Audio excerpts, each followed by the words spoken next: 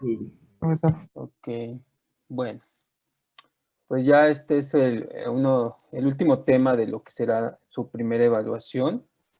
Y bueno, básicamente aquí lo que vamos a ver es, bueno, ya hemos visto cómo, como tal, hemos visto varias técnicas que de alguna forma nos ayudan a manipular los ácidos nucleicos, desde su aislamiento hasta su, digamos, implementación en la clonación molecular, utilizando las enzimas de restricción, ligasas, ajá, y otras herramientas moleculares.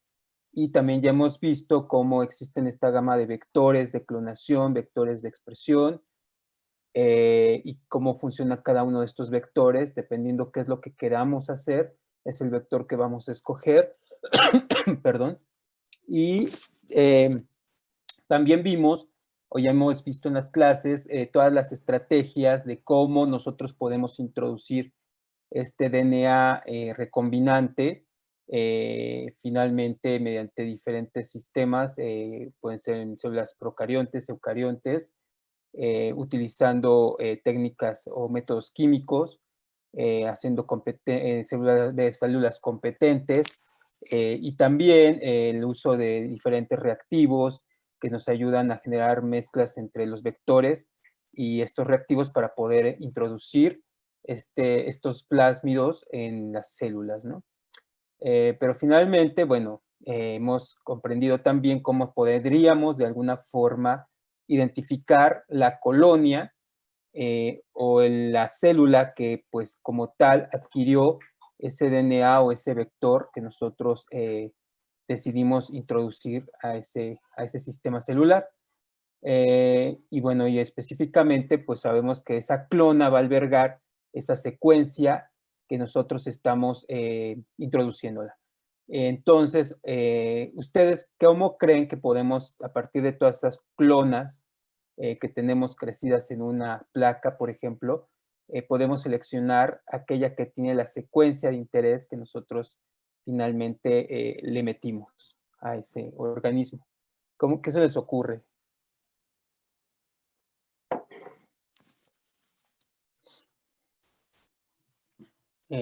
¿Alguien?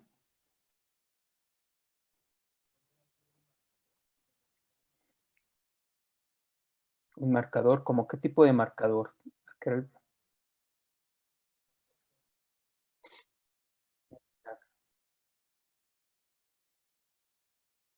Un tag o fluorescencia. Eso es cierto cuando ya como tal estamos evaluando pues la proteína. Ujú. Eso es una estrategia bastante acertera. Pero, ¿qué pasa cuando solamente queremos saber si en esa colonia existe o como tal está la secuencia que nosotros decidimos introducir? No tanto ya el producto de esa secuencia, sino que la secuencia per se está ahí.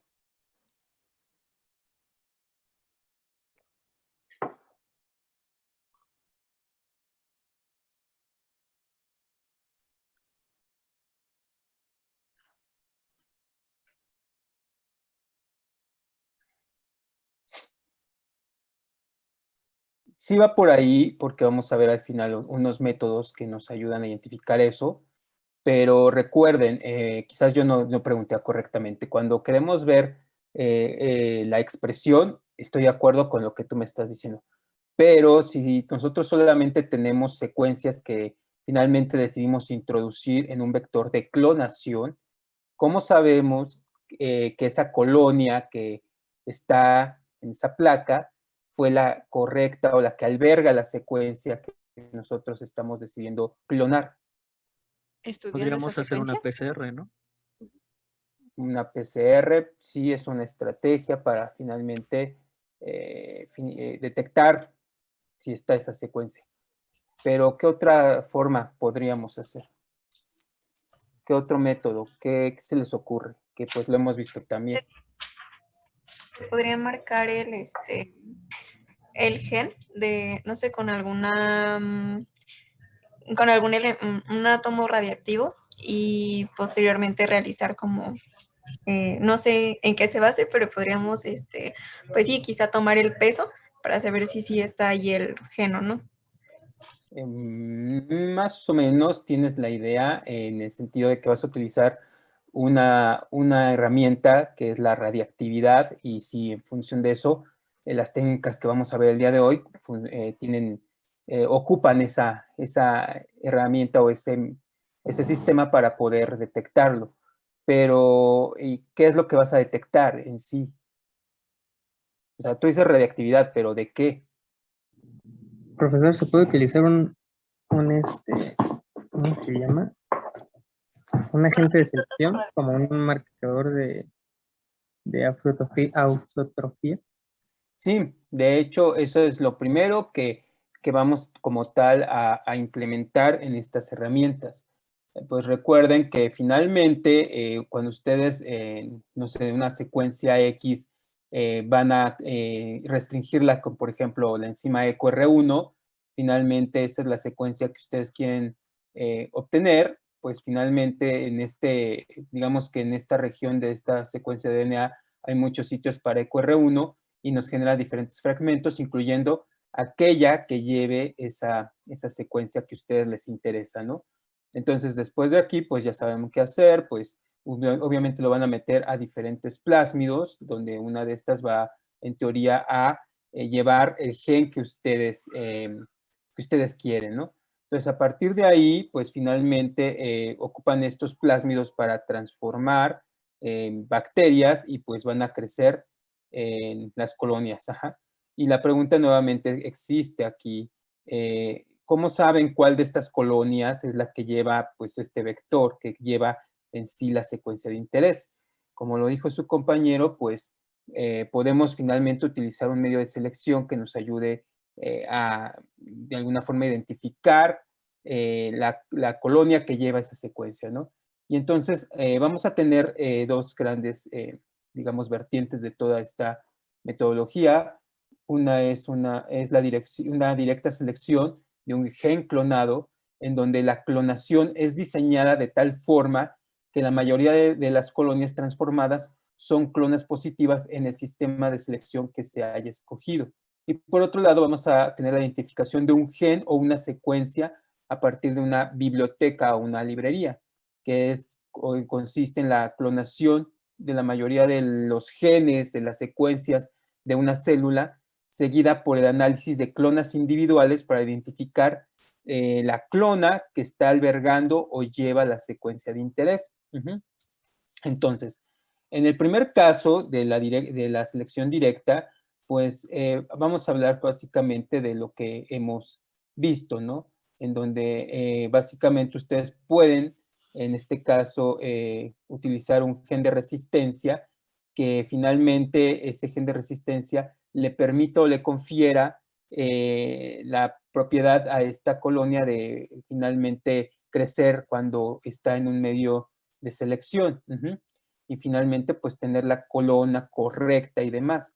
Que bueno, aquí les muestro nuevamente esta situación de finalmente introducir un gen de resistencia a un plásmido cuando ustedes restringen este genoma o este plásmido que lleva el gen de resistencia a canamicina.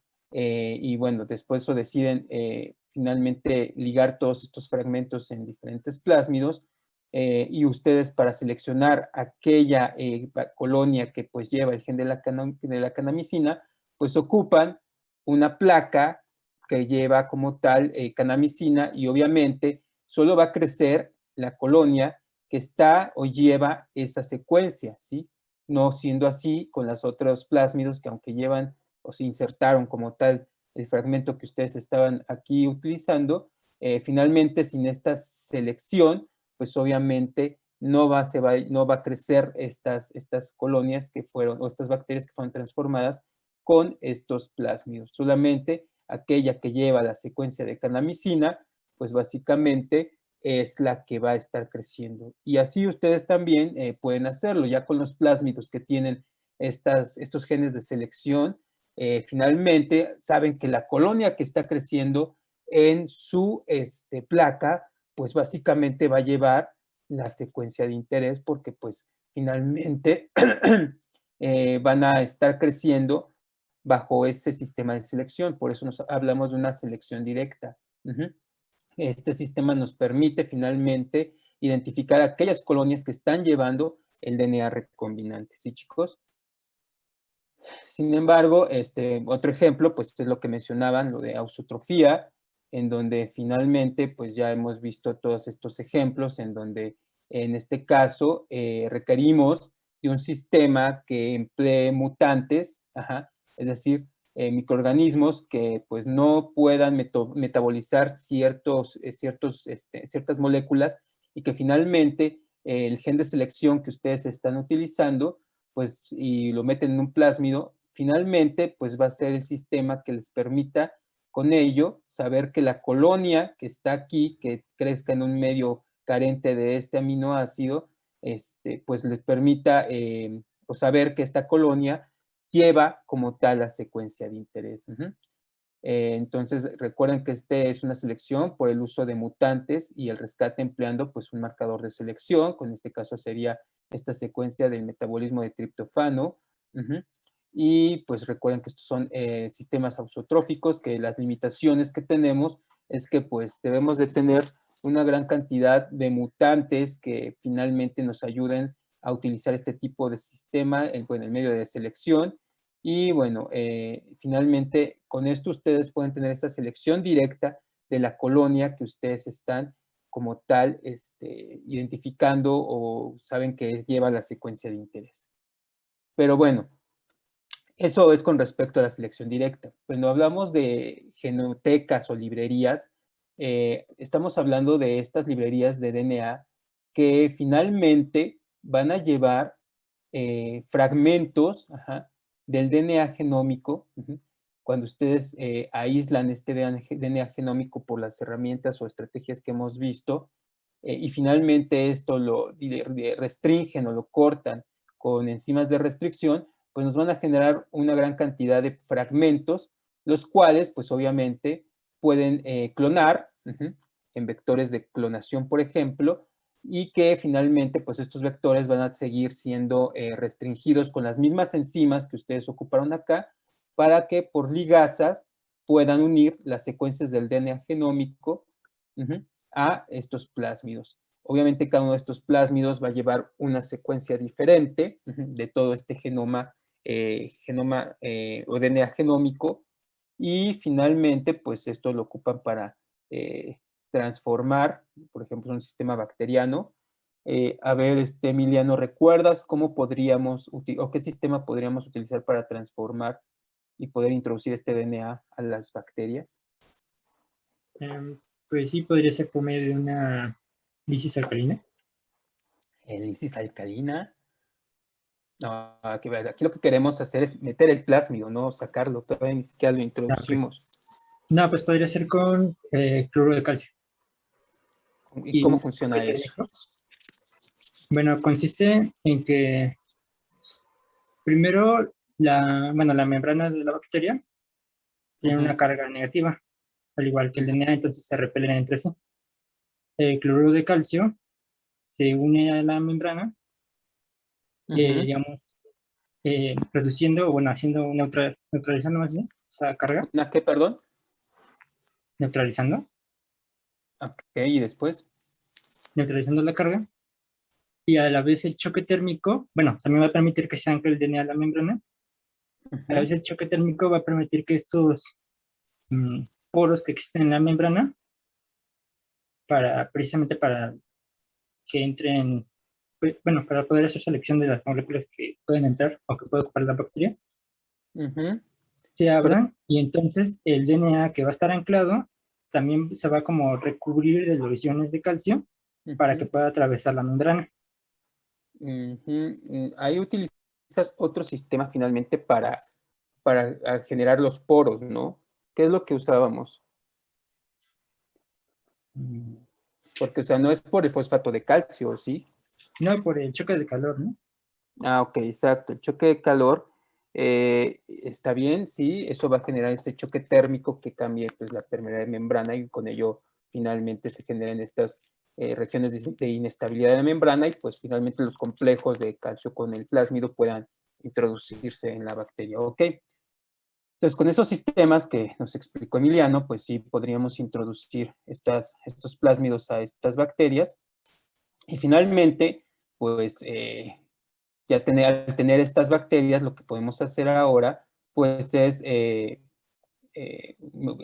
crecerlas en un medio, con un agente de selección, ya que pues nuestro plásmido podría llevar un gen de resistencia a un antibiótico. Y finalmente, pues vamos a tener una cantidad infinita de colonias, ¿no?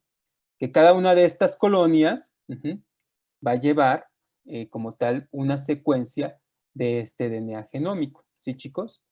Entonces, podemos definir a la librería de DNA genómico o a la genoteca como una colección de clonas que contienen secuencias o genes de un organismo particular, ¿sí, chicos?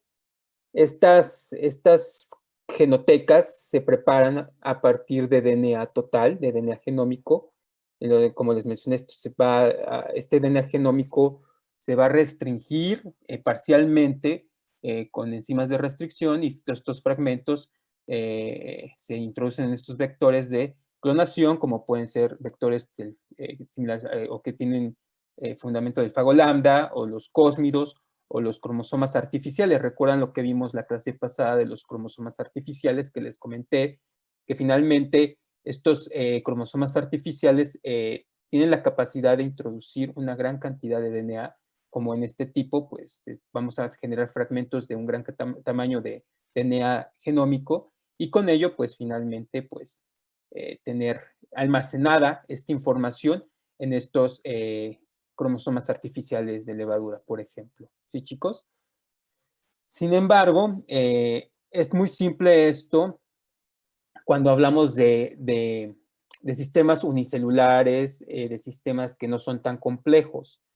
Pero cuando hablamos ya de organismos superiores, eucarióticos, y sobre todo ya a nivel de mamíferos, por ejemplo, y demás, pues sabemos que hay una especialización, y con ello, pues podríamos tener complicaciones en el desarrollo de estas librerías genómicas. ¿Por qué? Porque, bueno, como podemos ver, pues las bacterias son organismos unicelulares, que finalmente, pues el genoma es mucho más pequeño, y finalmente esto no nos genera tanta complicación. Una levadura, pues también ya, aunque es un organismo eucariótico, sigue siendo unicelular, ¿no?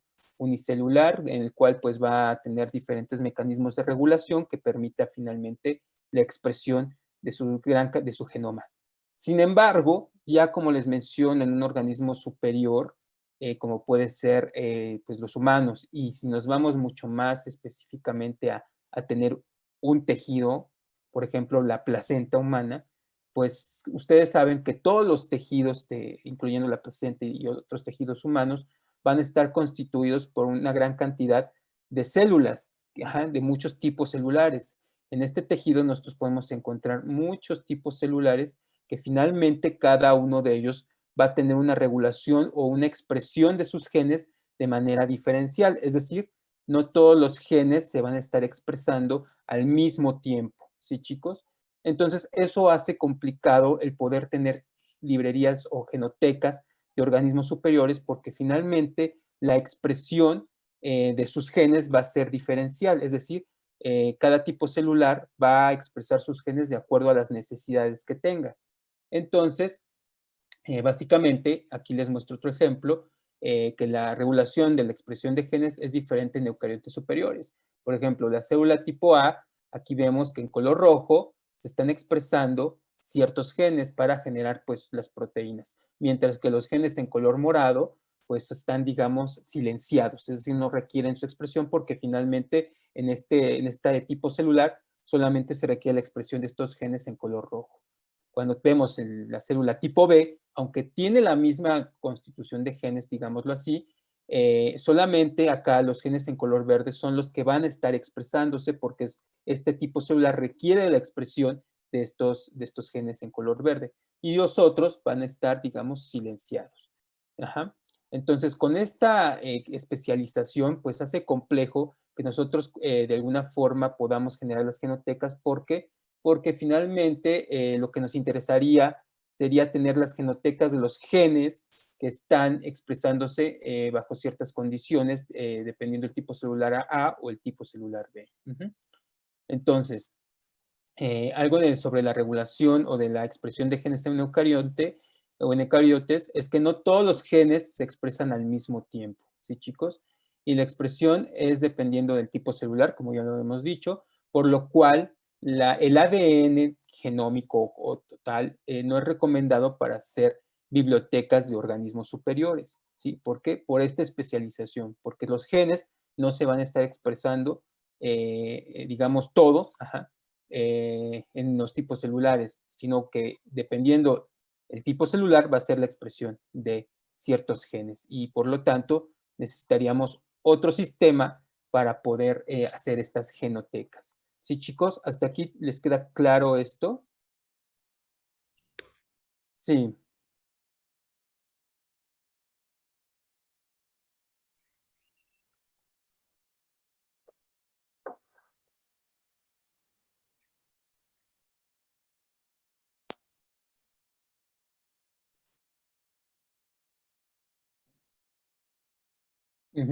Bueno, sí, o sea, ahorita ya está como tú dices, tenemos toda la secuencia de genes en un banco, en un sistema donde podemos nosotros, de hecho, investigar, meternos y ver cuál es la secuencia de tal gen y dónde empieza, dónde termina y demás. Pero cuando se comenzó con este, perdón, con este boom de estudio de la biología molecular, lo primero que tuvieron que hacer los biólogos moleculares es hacer este tipo de herramientas, estas genotecas, que finalmente caracterizan o contienen toda la información genética de un organismo.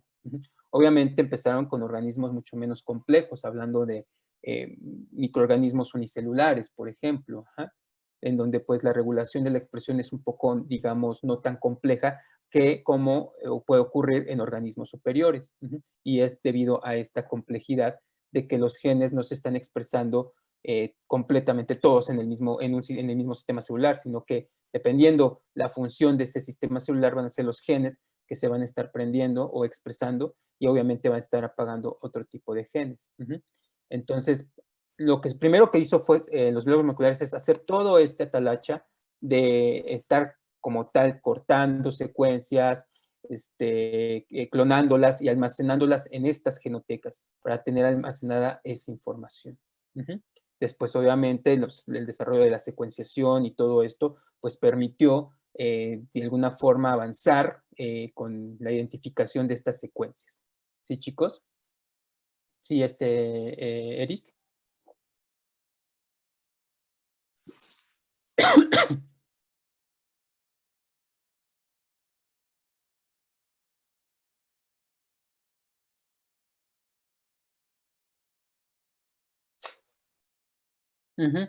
Sí, sí, si tú, no sé, descubres un nuevo microorganismo, una levadura, una nueva bacteria, un nuevo virus, pues ya no es tanto que se hagan este tipo de librerías. Te digo, ahora con la bioinformática, con el desarrollo de la secuenciación masiva y demás, que vamos a ver más adelante, ya se tiene estas herramientas y finalmente con ello, pues se puede de alguna forma más rápida, por decirlo, caracterizar el genoma de cierto organismo, cierto microorganismo. Sin embargo, lo primero que se hacía, antes de que existieran todas estas metodologías, pues son estas genotecas, estas genotecas que nos permiten finalmente almacenar esta información genética y que finalmente, pues, en organismos superiores era más complejo porque el DNA total no nos puede servir. O sea, vamos, me refiero a que en un contexto de una célula, no sé, neuronal, si tú hicieras una genoteca de DNA total, pues finalmente vas a tener toda la información que todo el genoma de la célula tenga, y que puede estar también presente, no sé, en una célula hepática o algo por decir así. Sin embargo, pues cuando haces otro tipo de genotecas que vamos a ver más adelante, tú solamente lo que vas a hacer ahora ahí es tener aquellos genes que se están expresando en ese sistema celular. ¿Sí, chicos? ¿Qué se les ocurre hacer para poder tener esa genoteca de un tipo celular específico? Es decir, solamente los genes que esa célula bajo ciertas condiciones va a tener expresándose. ¿Mantenerlas en contacto con ese estímulo? Ok, vamos a tenerlas en contacto con ese estímulo, pero ¿y qué cuál va a ser tu materia prima para generar esta genoteca? ¿El RNA? ¿El RNA? ¿Cuál RNA, Daniel? Sí, mensajero. El mensajero. Exacto. Las librerías o genotecas de organismos superiores no podemos utilizar el ADN total o el DNA genómico por esa situación que les comento. Entonces, lo más conveniente es hacer una librería de RNA mensajero. Sin embargo, por la naturaleza del RNA mensajero, que saben cómo es, a ver, ¿alguien me puede decir cómo es un RNA mensajero? Tiene una vida muy corta. Tiene una vida muy corta, ¿por qué?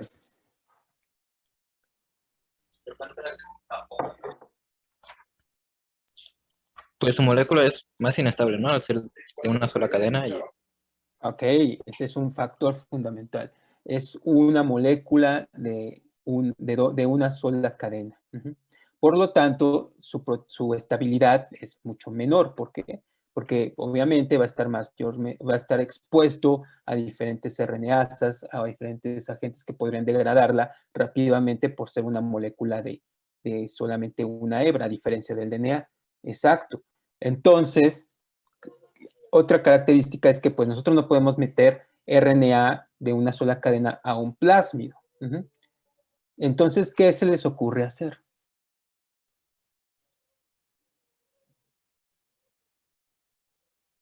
Chicos, a ver, Brian. No sé, se me ocurre protegerlo con algún... Sí, protegerlo. ¿Cómo? ¿Cómo lo proteges? Bueno, lo que se me viene a la mente es como los tipos de virus. Entonces, protegerlo algo así. Pues eso suena bastante complejo. Si tú Podríamos, quieres, ajá. Sí, sí, sí. bueno, se me ocurre, no sé, pasar de RNA a DNA a través de una retrotranscriptasa para que sea de doble Exacto. cadena y estable. Sí, muy bien, Karen. Tienes toda la razón. Lo que tenemos que hacer, finalmente, es, pues, un DNA. Y nosotros conocemos, por las clases de enzimas, que podemos tener ese paso de tener RNA mensajero a cDNA, es decir, cDNA complementario, y utilizando otro sistema, hacer la hebra complementaria y tener un DNA dúplex, que el cual podríamos finalmente introducirlo en un plásmido, y eso es lo que se hace. Esta es la estrategia para hacer una librería de cDNA.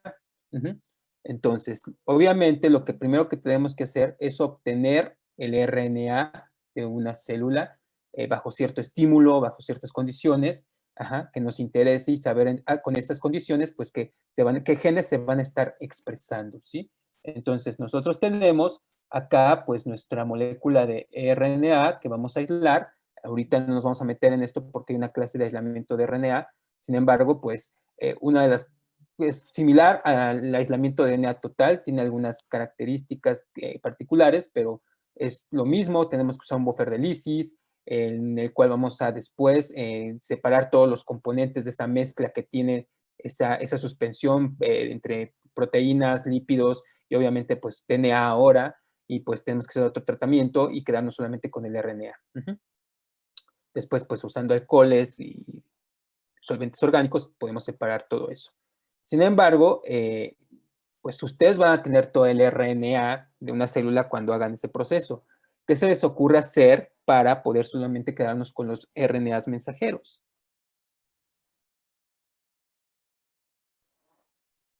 ¿Chicos? Chicos. ¿Podríamos ocupar de neasas? ¿Cómo? ¿Se pueden ocupar de neasas?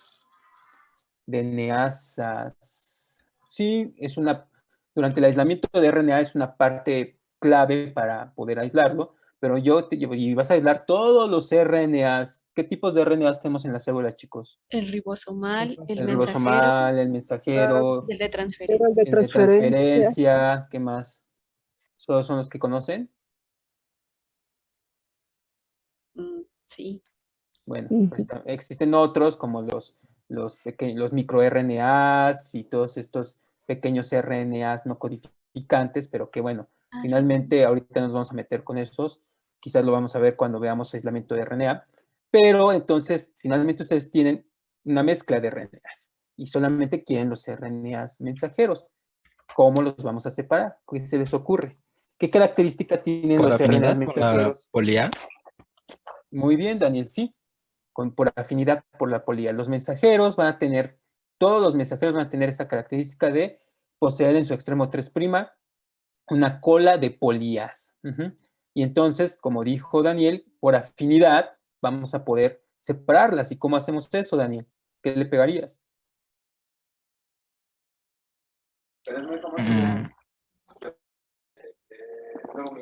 ¿Era níquel?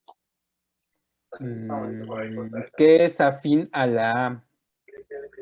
¿Eran histidinas? No. La tiamina. Timina, perdón.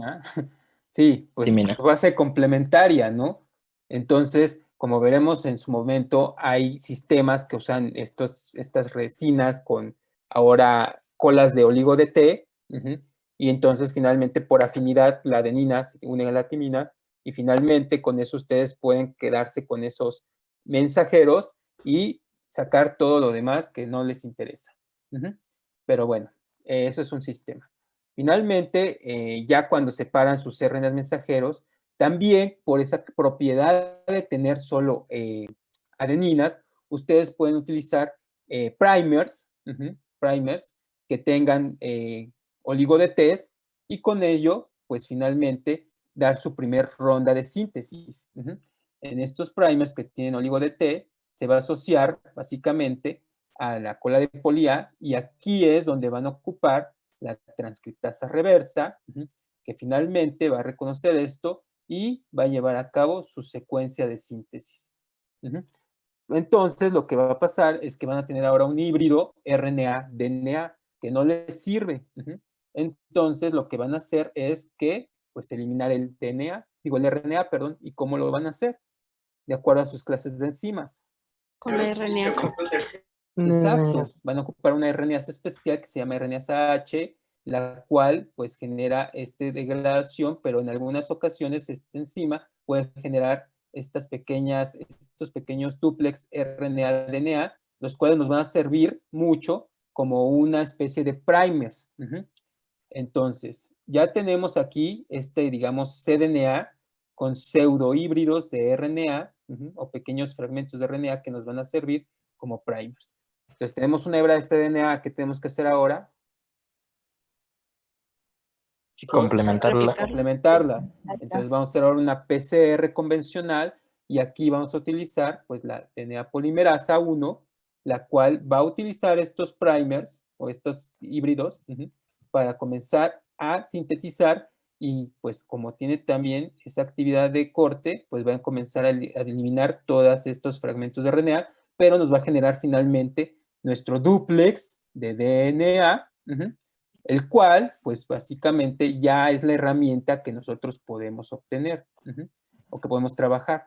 Es decir, podemos ya clonar esta secuencia en un plásmido de clonación. Obviamente, pues, ¿qué es lo que necesitamos para clonar aquí, chicos?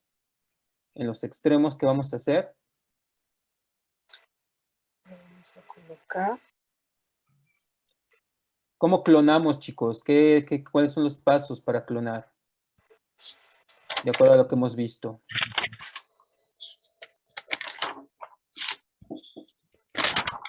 A ver, Omar. ¿Qué necesitamos? Omar, Iván, ¿estás ahí? ¿Estás?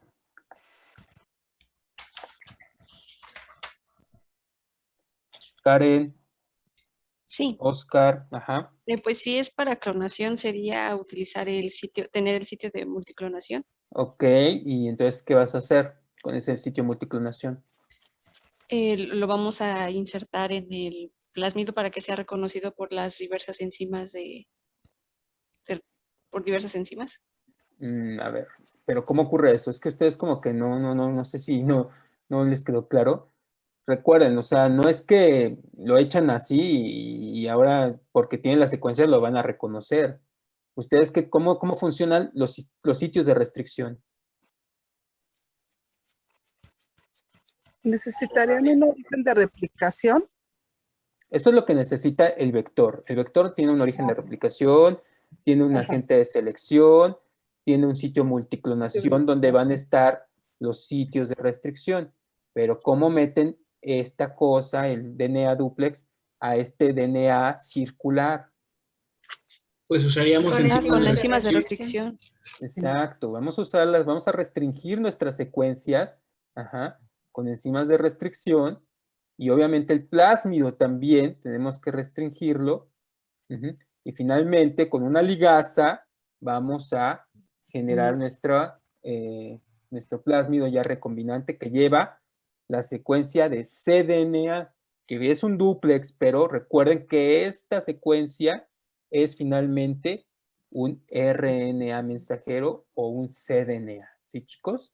Entonces, a partir de ahí, pues ya con esto, finalmente lo que hacen ahora es transformar un sistema bacteriano, y pues obviamente van a tener conas, de acuerdo a este plásmido, lleva un agente de selección, por ejemplo, ampicilina, el gen de resistencia para ampicilina, y pues obviamente su placatina ampicilina, y pues solo las clonas que están creciendo son finalmente las que adquirieron esta secuencia.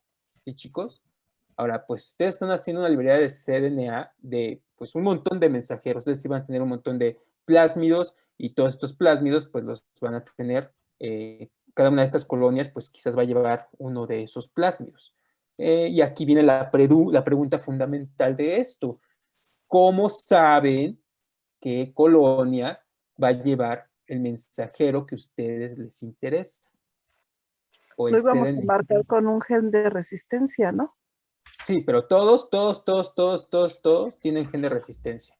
O sea, por ejemplo, aquí ustedes, no sé, sacaron 80 RNAs mensajeros que hicieron sus cDNAs y todos los restringieron y los metieron en el mismo vector que tiene el mismo agente de selección. Entonces, ustedes quieren el RNA número 55, por decir algo. ¿Cómo saben cuál de estas colonias tiene el RNA número 55? Pues podríamos utilizar mecanismos de selección como por ejemplo hibridación, en donde se rastree una sonda del RNA mensajero que queremos. Muy bien, Karen, exacto.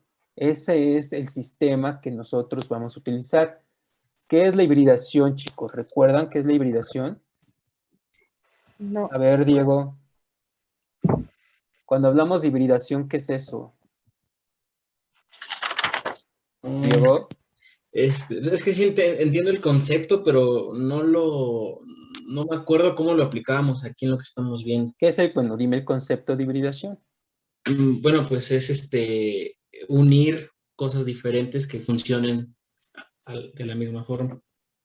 No le entendí muy bien, Diego. A ver. Bueno, o sea, por ejemplo, o sea, el concepto sí que yo tengo es, por ejemplo, tomar algo, pero de cosas diferentes, y ya eso que lo tomamos, lo unimos, bueno, y ya funciona, digamos. Más o menos, pero está como no está muy aplicado a esta situación. Recuerden, ¿qué características tienen los ácidos nucleicos?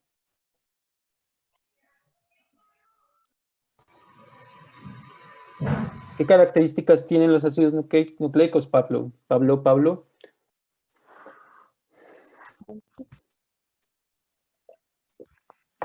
Pablo, ¿dónde está Pablo?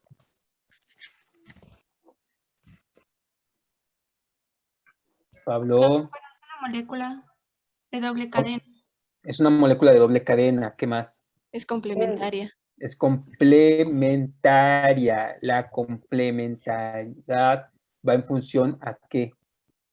A la secuencia de las bases nitrogenadas que tiene el DNA. Exacto. La complementariedad, estamos hablando que básicamente pues es la capacidad que tiene una hebra de DNA, RNA o X ácido nucleico de poder asociarse entre ella o de generar estos híbridos o esta hibridación, esta unión entre secuencias. Ajá. Entonces, una cadena de ADN puede interactuar con otra cadena siempre y cuando pues tenga esa complementariedad. Ajá. Quizás vamos a tener híbridos inestables en donde ciertas regiones pues no son complementarias, pero ciertas sí, ¿no? Un híbrido estable en donde la mayor parte de la secuencia es complementaria. Y pues también podemos tener esos híbridos que decía, por ejemplo, Diego, ¿no? Son dos cosas diferentes, pero que por su complementariedad pueden asociarse como tener un híbrido DNA-RNA. Entonces, como dijo Karen, aquí lo que necesitamos es hacer estas pruebas de hibridación, es decir, a partir de la clona que creemos que lleva la secuencia que estamos estudiando, es decir, el RNA 55, quizás nosotros sabemos la secuencia de ese RNA 55. Entonces, pues finalmente, si sabemos la secuencia, finalmente podremos usar, ¿qué vamos a usar? Chicos.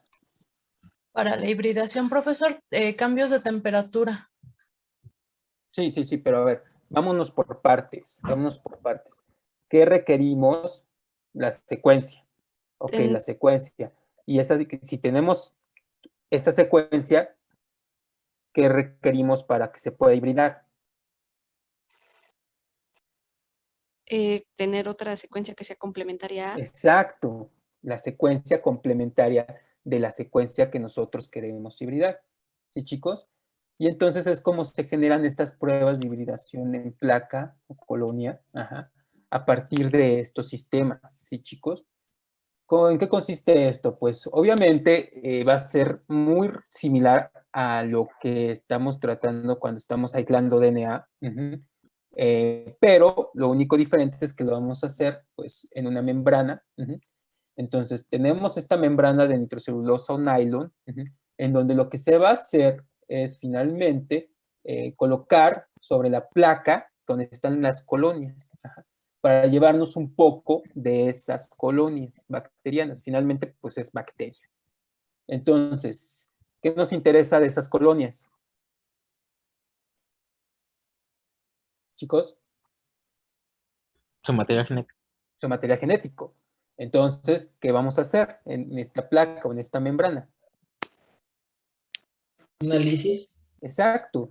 Lo que vamos a hacer es, obviamente, ya cuando tenemos esta digamos, placa con pedazos de colonia, pues lo que vamos a hacer es la técnica que sabemos para obtener DNA. Entonces, obviamente, pues vamos a degradar o como talizar estas bacterias por diferentes buffers.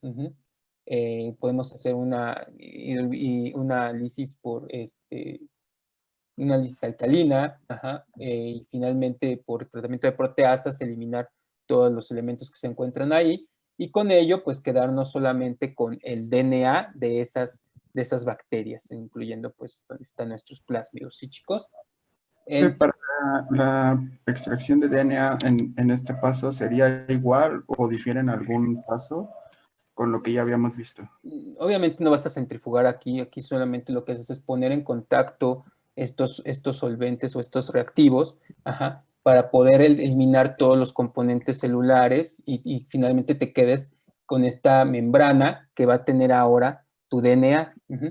Obviamente ahora aquí lo que tenemos que hacer es generar una estabilidad de este DNA a esta membrana.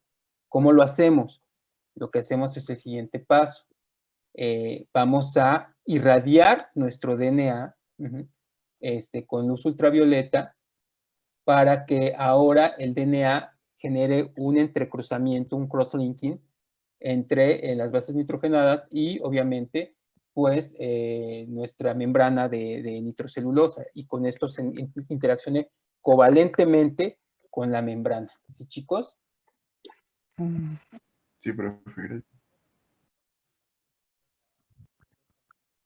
Sí, o sea, la irradiación ultravioleta lo que va a hacer es una interacción covalente con la membrana, con el polímero de la membrana, y con eso, pues, el DNA se queda, digamos, asociado a la membrana. ¿Sí, chicos? Ok, sí. Ok. Entonces, obviamente, pues, necesitamos también incrementar la temperatura para ¿qué es lo que necesitamos? ¿DNA duplex o DNA de cadena sencilla? Cadena sencilla. Pues sí, cadena sencilla, si no, ¿cómo va a hibridar? Entonces, estamos ahora también incrementando la temperatura, lo cual va a promover que finalmente, pues, las hebras se separen y finalmente, pues, tengamos solamente secuencias de DNA de cadena sencilla, chicos. Y ahora lo que vamos a adicionar, pues, son estas secuencias complementarias. Ajá. En este caso, la secuencia complementaria del RNA, perdón, del RNA 55 que habíamos dicho, ¿no? Entonces, este RNA o este DNA que se encuentra en color, digamos, azul, va a ser complementaria a la secuencia que estamos buscando, ¿sí? Obviamente, pues, ¿qué es lo que requiere para poder identificar esa secuencia? Que sea complementaria y además, ¿qué creen que vamos a utilizar aquí? Que habían dicho a alguien durante el inicio de la clase. Los marcadores. Sí, la sonda. ¿Y esa sonda cómo va a ser? ¿Qué tiene de especial? Está marcada radiactivamente. Radiactivamente, exactamente. Las sondas que se ocupan en estos sistemas son sondas que finalmente se sintetizan con nucleótidos que van a ir marcados radiactivamente con fósforo 32. Entonces, pues vamos a tener obviamente algunas interacciones que no son totalmente complementarias, porque no es específica la sonda, porque no es complementaria, y vamos a tener aquellas ondas pues que sí son complementarias y que van a unirse de manera específica. Entonces, finalmente, vamos a eliminar las interacciones inespecíficas por lavados con soluciones salinas, y finalmente, pues ya que tenemos esto, este híbrido de la sonda radiactiva con la secuencia de interés, pues ahora, como esto es radioactivo, va a funcionar como cuando hacen una fotografía. Finalmente, la radiación, cuando lo ponen en una placa fotográfica, va a emitir cierta luz o cierta radiactividad que va a velar o va a quemar la placa, ¿no? Y finalmente, cuando ustedes ya revelan esa placa, pues lo que hacen es identificar el puntito de la colonia. Recuerden que esta es la membrana que como tal pusieron en contacto con toda la placa, y pues cada una de estas manchitas son las diferentes colonias, pero solamente aquella donde se vea que se veló la placa, es decir, que se quedó de color, digamos, negro, pues es la colonia que ustedes básicamente saben o van a saber que tiene el RNA número 55. ¿Sí, chicos? Sí. ¿Sí, chicos? ¿Seguros? Ok, sí. Bueno.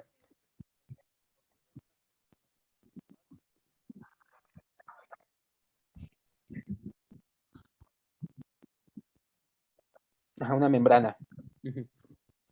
Sí, sí, sí.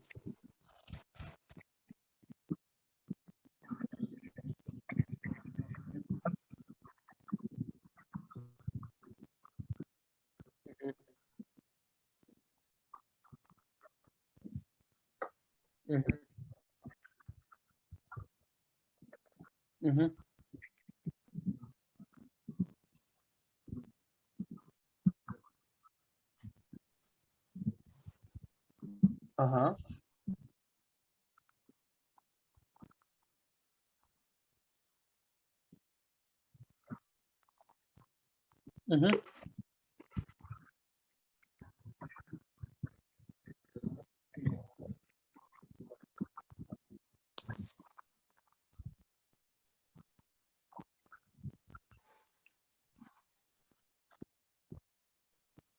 Sí, sí, sí.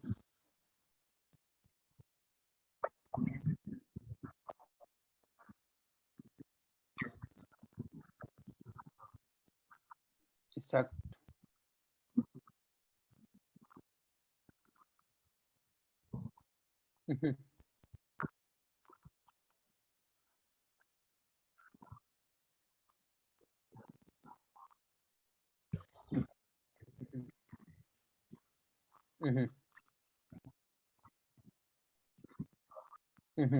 No, eso no es que esté radiando con rayos X, es realmente una placa de rayos X, estas que ocupan para radiografía o o una placa fotográfica. La radiación la está generando el isótopo fósforo 32.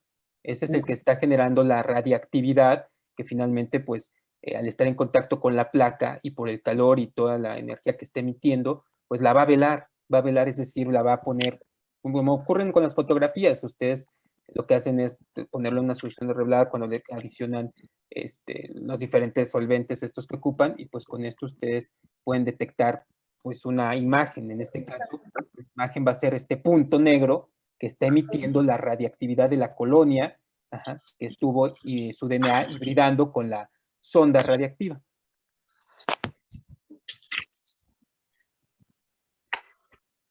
Ok. ¿Sí, chicos? Profesor, una duda. Lo que pasa es que el concepto de sonda como que no lo tengo tan claro. ¿Me podría explicar más o menos para...? Sí, mira, ahorita vamos a hablar de eso, de hecho, de las sondas y de los tipos de sondas.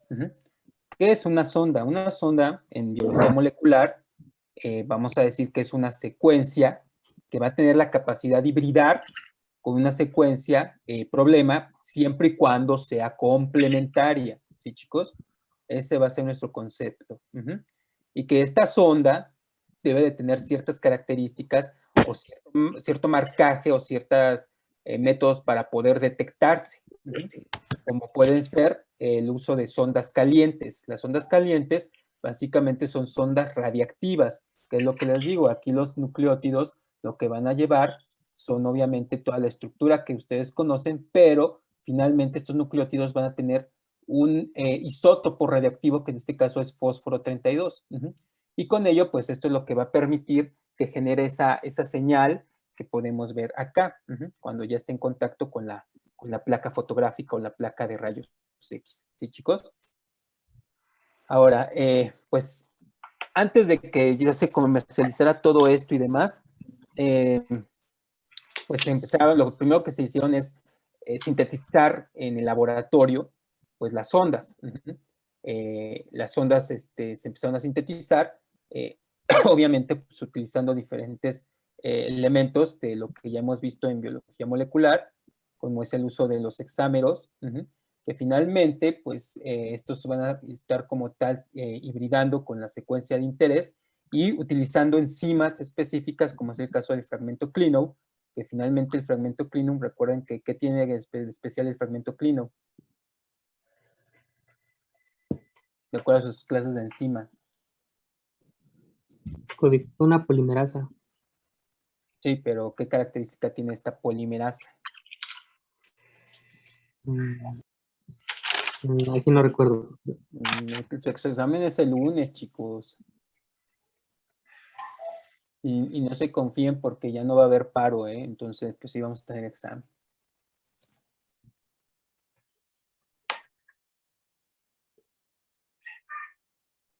A ver, Samantha, ¿qué es el fragmento Klenow?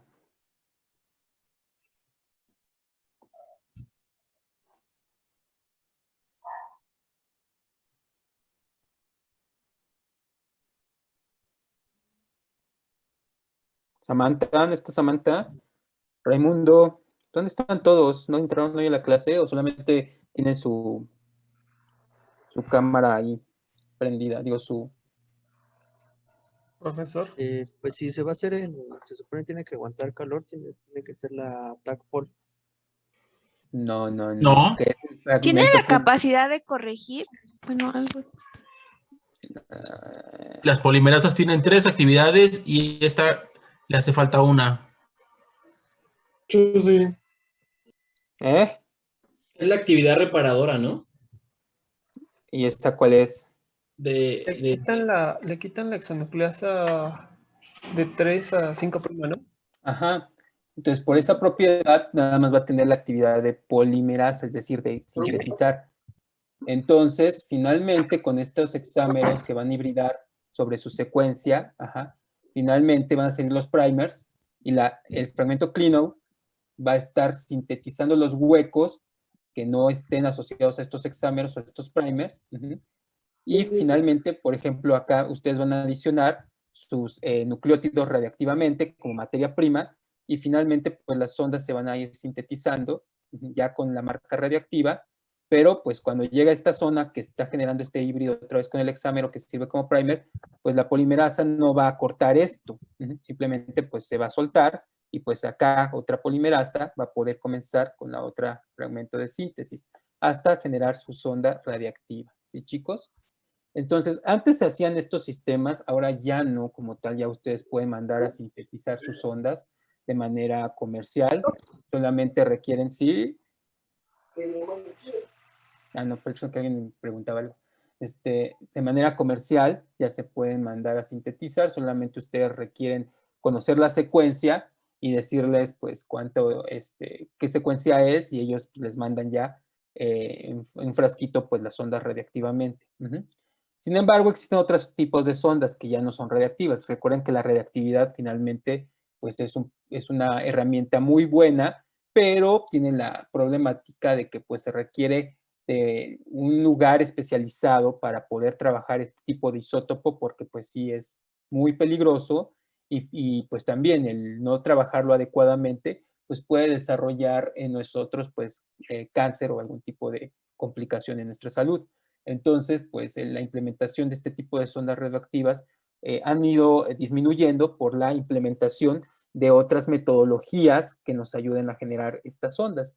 Y, por ejemplo, podemos tener las sondas no radiactivas, en donde básicamente tenemos dos sistemas. Unas en donde vamos a hablar acerca de una interacción proteína-vitamina y otra donde vamos a hablar de actividad enzimática. En este caso, pues como les menciono, acá vamos a tener pues esta sonda, pero que ya no va a ir marcada radiactivamente, sino que va a ir los DNTPs asociados a una molécula conocida como biotina. ¿Sí, chicos? Entonces, esta biotina va a estar pegada con sus DNTPs y cuando sintetiza la sonda, pues básicamente se va a pegar. ¿Sí, chicos? Y pues van a tener esta secuencia ahora unida con biotina. Ahora, cuando ya hacen el ensayo, pues finalmente ponen a hibridar su sonda con esta biotina, con esta modificación, y finalmente, cuando ustedes ya van a hacer el sistema de detección, no van a utilizar radiactividad, van a utilizar otra situación que es esta. Básicamente lo que se ocupa es una molécula que se llama avidina. La avidina tiene afinidad por la biotina. Y la avidina va modificada con, en este caso, marcadores marcadores fluorescentes, que de alguna forma, pues esta es la que va a generar la señal. Si su sonda hibridó, obviamente se va a generar todo este complejo. Obviamente la secuencia problema, la secuencia complementaria, unida a biotina, y la biotina va a asociarse a la avidina. Y finalmente acá ustedes también pueden poner una placa fotográfica o pueden utilizar ya también estos sistemas que pueden detectar fluorescencia y con ello, pues ya sin utilizar radiactividad, pueden saber si su secuencia está hibridando o no mediante este sistema. Otro que se está utilizando pues es el uso de enzimas, como es el caso de la peroxidasa de rábano. Acá pues lo que hacen es sintetizar las ondas y la van a asociar con esta sonda a la secuencia utilizando glutaraldehído. El glutaraldehído es un entrecruzador el cual va a permitir una unión covalente entre la enzima, en este caso la peroxidasa de rábano, y la secuencia de DNA. ¿Sí, chicos? Entonces, ahora lo que va a pasar es que lo que va a ocurrir aquí es cuando estén hibridando, pues ya la sonda, aquí está, con la modificación de la enzima, y después, ahora para detectar, lo que hacen es, finalmente la peroxidasa de rábano es una enzima, ¿y cuál es su substrato?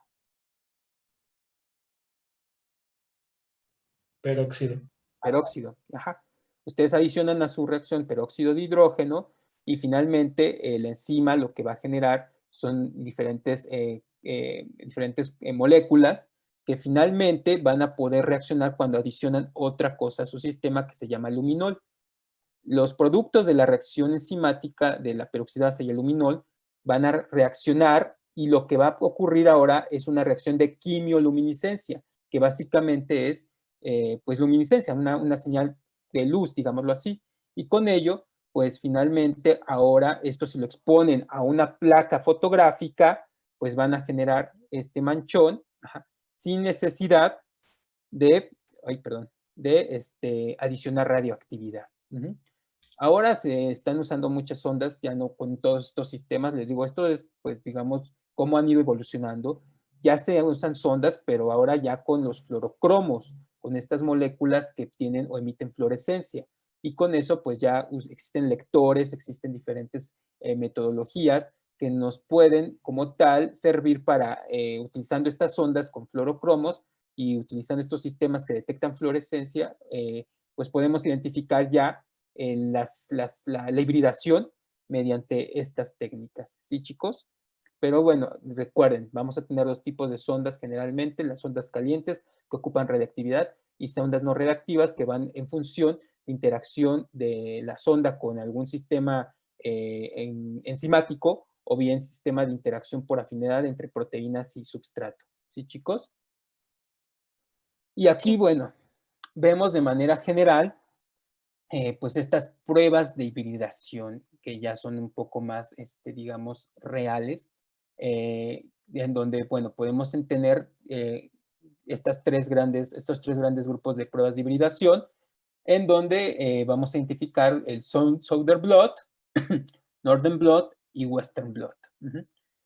Cada una de estas técnicas va a detectar una biomolécula diferente. Aquí tenemos nuestra célula y para cuando queremos identificar DNA, vamos a utilizar la técnica de Southern Blot.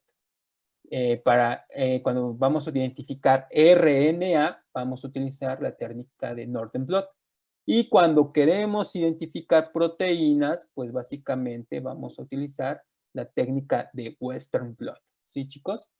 Y bueno, ¿en qué consiste de manera general cada una de estas pruebas? Pues básicamente en este caso lo que necesitamos es hacer primero, en el caso del Northern Blot, cuando tenemos DNA, es básicamente hacer una electroforesis de un DNA que fue restringido con enzimas de restricción. Y vamos a tener, pues obviamente, cuando hacemos la electroforesis, pues finalmente un montón de secuencias separadas por tamaño. ¿Sí, chicos? Y aquí después lo que se va a hacer es transferir estas secuencias a una membrana de nylon o de nitrocelulosa para hacer más o menos toda la metodología que hicimos anteriormente de la prueba de hibridación a partir de placa, pero obviamente quitando todo lo de la lisis y demás, porque aquí ya tenemos nuestro DNA puro. No solamente la primera parte va a ser restringir nuestro DNA con enzimas de restricción y finalmente pues separarlo por electroforesis. Y ahorita más adelante vamos a hablar de cada uno de los detalles. Simplemente aquí quiero que vean las diferencias. Vamos a ocupar en esta técnica enzimas de restricción y finalmente las vamos a transferir a una membrana de nitrocelulosa y finalmente cuando se transfiera a la membrana de nitrocelulosa vamos a hacer el sistema de detección utilizando estas sondas radiactivas o sondas fluorescentes que nos permitan identificar por hibridación si está la secuencia o no que nosotros queremos estudiar o detectar. En el caso de Northern Blot, aquí pues básicamente no vamos a hacer restricción, solamente vamos a correr electroforéticamente, pues el RNA.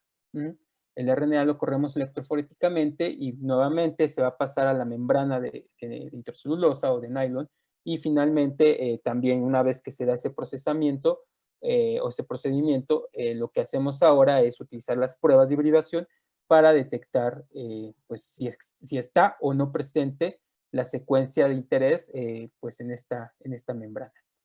En el caso de las proteínas pues es un poco más complejo. Aquí obviamente también vamos a usar una electroforesis, pero aquí no vamos a utilizar, aquí claramente vamos a utilizar una electroforesis con geles de agarosa, pero para proteínas no vamos a utilizar agarosa, vamos a utilizar acrilamida o poliacrilamida. Y aquí, con cuestiones de carga y peso, vamos a separar nuestra mezcla de proteínas en condiciones desnaturalizantes. Y finalmente, estos geles de poliacrilamida se van a transferir también a una membrana de nitrocelulosa.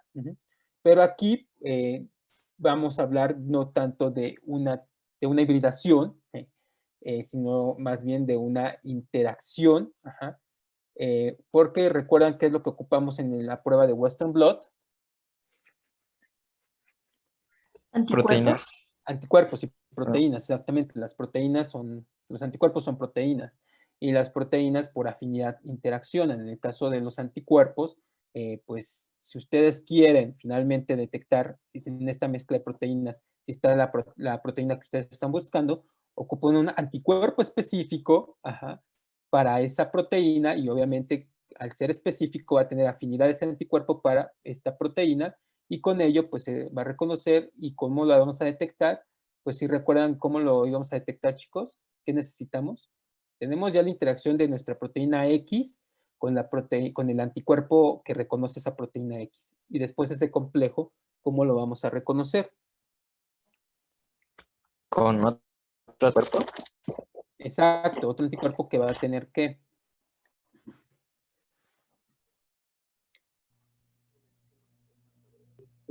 Pues afinidad al primer anticuerpo, ¿no? Sí, pero ¿y qué más? O sea, ya tienes ahí tu afinidad del... Este va a estar marcado con fluorescencia o algo así. Puede estar marcado con fluorescencia, puede estar marcado con una enzima, como la peroxidasa de rábano, y con el sistema que les expliqué del luminol y el substrato, va a generar quimioluminiscencia y pues en una placa ustedes pueden detectar si está o no esa proteína. ¿Sí, chicos? Ahora vamos a ver de manera general, bueno, de manera un poco más detallada, perdón, cada uno de estos pasos, en qué consiste el sorted blot. Básicamente el sorted blot y el ordered blot pues son técnicas similares en cuestión de los procedimientos, solamente tienen las estas características en particular, pero bueno. Obviamente, como les dije, vamos a tener nuestra mezcla de DNA, ya que aislamos de X célula y de X tratamiento o no sé lo que ustedes quieren evaluar. Tienen el aislamiento y finalmente, pues esta muestra de DNA que obtuvieron por los métodos que ya saben. Vamos a hacer un repaso. A ver, Paola, ¿cómo aislarías este DNA total genómico? Si son una suspensión de células vegetales, por ejemplo. ¿Está Paola? Sí, aquí estoy.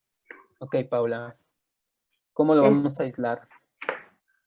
Primero lo que es la lisis, ¿no? De la célula. Sí, ¿y cómo lo vamos a hacer? Es una célula vegetal. Pues por ruptura mecánica. Una ruptura mecánica, ¿y qué más? No sé si también puede utilizar lo que es la zonificación para este caso y detergentes. Ok, vamos a utilizar detergentes, sonicación. ¿Podremos utilizar algo enzimático también? Sí, lisosima. Pues sí, podría ser otra enzima más similar a... ¿Qué tiene la pared? Celulasa. Muy bien. Y ya después que tienes ahí tu suspensión de membranas, proteínas y demás, y obviamente tu DNA, ¿qué vas a hacer? Pues ya lo que sería la remoción de proteínas y de RNA con fenol y cloroformo, ¿no? Ok. Y después... ponerle el alcohol isoamílico. Y ya después, pues ya sería lo que es la precipitación del DNA. Y eso pues ya sería con las sales y con el alcohol, que sería bajar la constante dieléctrica con el alcohol y las sales también para lo que es la carga de los fosfatos de mi DNA. Ok. Muy bien. Muy bien. Entonces así vamos a aislar nuestro DNA. Y bueno, entonces después de que ya tenemos el aislamiento del DNA, el primer paso es digerirlo con unas enzimas de restricción para tener un montón de pedacitos de este DNA total o DNA genómico. ¿Sí, chicos? Después de eso, pues finalmente lo que vamos a hacer ahora pues, es un gel de agarosa en donde vamos a cargar nuestras muestras y vamos a correr electroforéticamente pues nuestro DNA. Y ya vamos a tener separado pues estos fragmentos de DNA. Después de ello, lo que vamos a hacer es desnaturalizar ese DNA. ¿Por qué? Porque ¿qué es lo que necesitamos para hibridar? DNA de cadena sencilla o DNA de cadena ¿De cadena sencilla? De cadena sencilla. Entonces lo que hacemos es dar tratamientos con sales o ácidos para estar desnaturalizando pues las hebras de DNA. También podemos ocupar temperatura y con ello pues finalmente tener ya nuestras secuencias de DNA de cadena sencilla. Después de eso, ahora lo que vamos a hacer es este sistema como una especie de sándwich en donde vamos a transferir nuestro DNA del gel hacia pues la membrana de celulosa o nitrocelulosa o de nylon, en donde se van a unir por cargas, pues y por todo este sistema de filtración, pues nuestro DNA. Una vez que tenemos ya nuestro DNA en nuestra membrana, lo vamos a unir covalentemente a esa membrana utilizando pues luz ultravioleta para generar ese enlace covalente entre las bases nitrogenadas y pues nuestra membrana de nylon. Y ya tenemos obviamente pues aquí pues nuestras secuencias de cadena sencilla. Lo siguiente pues es obviamente tener pues nuestra sonda radiactiva, la cual puede ser radiactiva con fósforo 32 o podemos utilizar el sistema de peroxidasa, el de biotina vidina o fluorocromos. Y estas ondas van a estar ahora incubadas o ponerlas a hibridar, que es básicamente que se asocien. Y los dejamos hibridando. Y finalmente, después de que ya se deja un tiempo de incubación y se lavan para eliminar las ondas que no son unidas específicamente, pues ahora lo que se hace es, si esto es radioactividad, ponemos nuestra película fotográfica y obviamente solamente va a hibridar la región, vamos a detectar solamente la región que hibridó con la sonda específica. Y esto es lo que se observa finalmente en su placa radiográfica. Ustedes ya, obviamente el marcador no es que, me falta que tenemos que poner un marcador para tener pues obviamente nuestra referencia, el marcador de talla molecular. Y pues obviamente acá ustedes no es que el marcador sea radioactivo, sino más bien que pueden ustedes marcarlo con un plumón de acuerdo a lo que se viene en la electroforesis o en la membrana. Y finalmente, pues ahora sí van a detectar si está o no presente su secuencia, es decir, al detectar si está o no las banditas que fueron emitidas por esta radiactividad. Y con ello saber, pues no sé si están expresando o están presentes estas secuencias en el sistema celular que ustedes están estudiando. ¿Sí, chicos? Cuando vamos a hacerlo, les digo, básicamente en NordBlot es similar, tiene los mismos fundamentos y las mismas características. En el caso del Western Blot, pues básicamente lo que necesitamos es generar o utilizar anticuerpos. Y vamos a hacer una obtención de proteínas de una célula que queremos estudiar. Y pues acá también requerimos, obviamente, obtener pues las proteínas de esa célula. Entonces, ¿qué es lo que vamos a hacer? Pues también una lisis. Una lisis, la cual pues generalmente se ocupan detergentes para poder como tal desestabilizar las membranas y con ello obtener la mezcla de proteínas que tenga esa célula. Después de eso, pues tenemos que hacer la separación de las proteínas.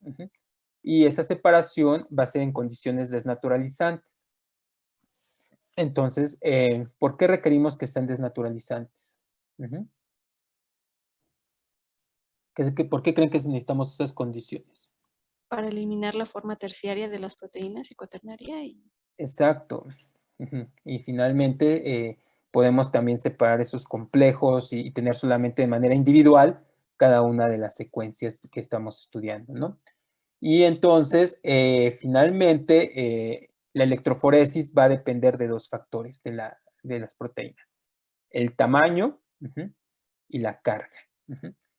Ahora, obviamente, pues vamos a correr desde un polo negativo a un polo positivo. Aquí la pregunta es, ¿todas las proteínas tienen carga negativa?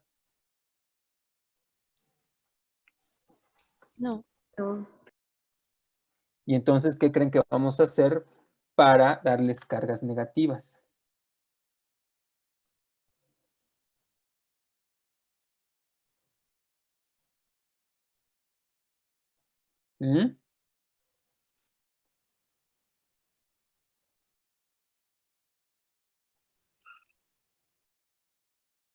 Chicos, a ver, Diego. ¿Con el buffer que se le pone? Sí, pero ¿qué elemento del buffer? ¿Cuál fue la pregunta? ¿Eliminar la carga? ¿Puede ser llevando a la solución donde está la proteína a al punto siléctrico de esta? Si no tuviera carga esa proteína, ¿a dónde va a migrar? Si vas de un polo negativo a positivo.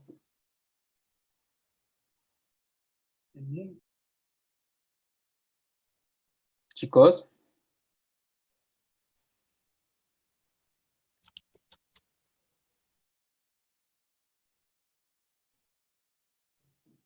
Chicos.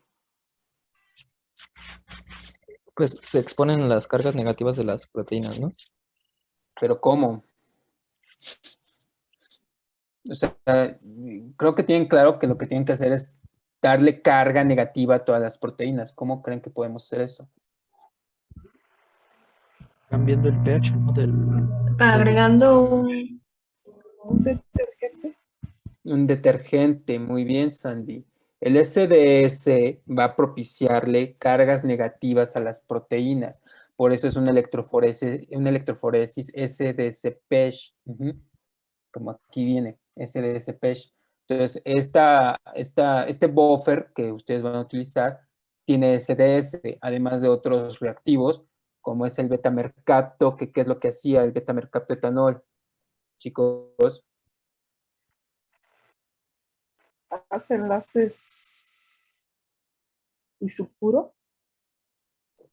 Hacen enlaces disulfuros. Tienen que ponerse a estudiar este fin, chicos, si no van a tronar bien fue el examen. ¿Qué hacen el betamercapto etanol? Rompe los enlaces disulfuro. Rompe los enlaces disulfuro y entonces con eso ustedes desnaturalizan la proteína. Entonces la proteína ya va a estar toda desplegada y también va a tener una carga negativa por el SDS. Entonces ustedes lo que hacen es cargar en estos pocitos, pues estas mezclas de proteínas con estos buffers y ahora pues obviamente por tamaño y carga van a correr electroforéticamente sus mezclas de proteínas.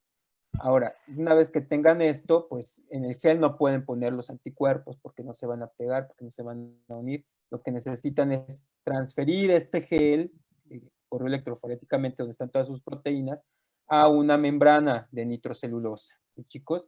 Y finalmente, pues en esa membrana de nitrocelulosa, también por un buffer y por cargas van a migrar las proteínas y se van a asociar a esa membrana. Después de eso, sigue un paso fundamental en el Western blot. Ya tienen su membrana y viene algo que se llama bloqueo. ¿Qué creen que sea eso de bloqueo? Edwin, Juan.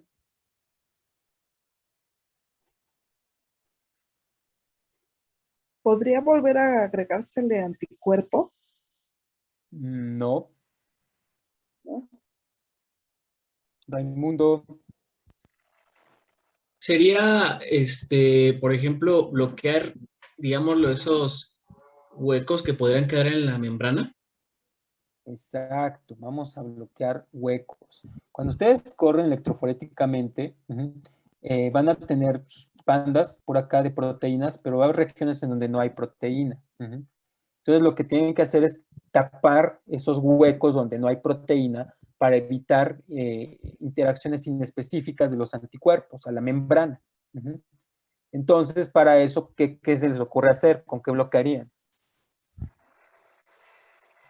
Se utiliza caseína, ¿no, profesor? Otra ¿Por qué? Son proteínas. Otra proteína como caseína, la caseína de leche. De hecho, utilizan una mezcla de leche con detergentes. O puede ser también otra proteína como albúmina, la cual lo que va a hacer es tapizar las zonas donde no hay proteína en la membrana y con ello pues evitan que haya interacciones inespecíficas. Después de eso, pues ahora sí lo que sigue es imponer su anticuerpo primario, el cual va a reconocer de manera específica a la proteína que ustedes están identificando o están reconociendo.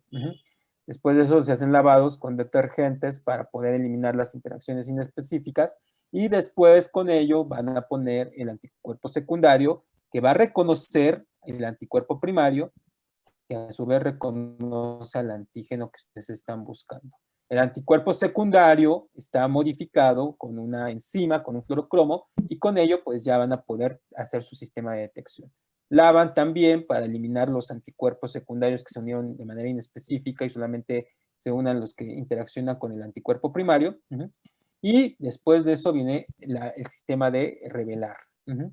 ¿Qué es esto? Pues básicamente se están ocupando un anticuerpo secundario acoplado a enzimas como la peroxidasa de rábano, pues utilizan el substrato que es el peróxido de hidrógeno, el cual interacciona con la enzima, se genera esta reacción y los productos van a reaccionar con la molécula que se llama luminol. El luminol, al reaccionar con esto, genera luz, quimioluminiscencia, y finalmente cuando lo ponen en una placa fotográfica, si hay señal, como este manchón que se ven acá, pues finalmente es porque sí hay una interacción entre el anticuerpo primario con su antígeno, es decir, que dentro de esa mezcla de proteínas sí tienen como tal estos sistemas de sí, esta proteína que están ustedes identificando. ¿Sí, chicos? Entonces, una parte fundamental del Western Blot es el uso de estas herramientas, estos anticuerpos que reconocen de manera específica. Sin embargo, pues a veces no tienen anticuerpos, no hay anticuerpos comerciales. Y bueno, ya vimos una estrategia, si lo recuerdan ustedes bien, cuando pues estaba esta situación. ¿Sí recuerdan cuál era? Cuando subimos en vectores de expresión.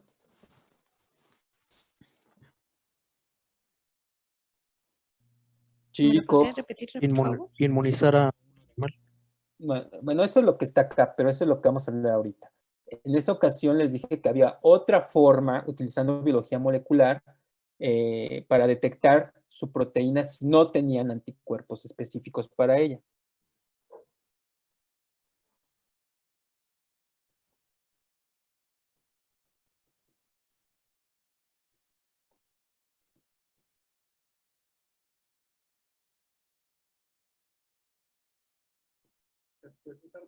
¿Sí? Pues habló de dos métodos, profesor. Uno era detectándola con purificación, agregando los tags de histidina o utilizando estas secuencias VIP para que secretaran de la célula en el endosoma. No. Pónganse a estudiar, chavos, en verdad. Sí tienes, algo que mencionaste, sí es más o menos correcto, pero eso de la secuencia VIP es un sistema solamente para hacer más eficiente la producción de la proteína. Sí se va a secretar en el medio, pero eso no me va a ayudar a detectarla si no tengo un anticuerpo. Lo que decías del tag de histidinas, sí, ok, estoy de acuerdo, pero ¿cómo metían ese tag de histidinas o por qué ocupan el tag de histidinas?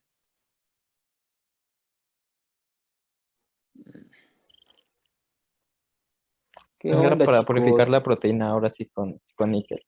Sí, pero ese es el sistema de purificación. Acá queremos detectar la proteína y no tienen anticuerpos. No recuerdan qué hicimos, ni qué explicamos, ni nada. ¿Por sistema de diálisis? No. No. ¿Qué reconoce un anticuerpo, chicos, de un antígeno? Su epítopo. Entonces, ¿cómo le ponemos un epítopo a esa molécula?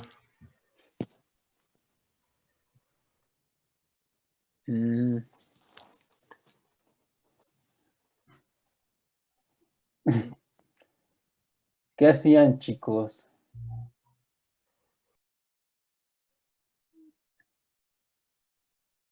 Bueno, pónganse a estudiar.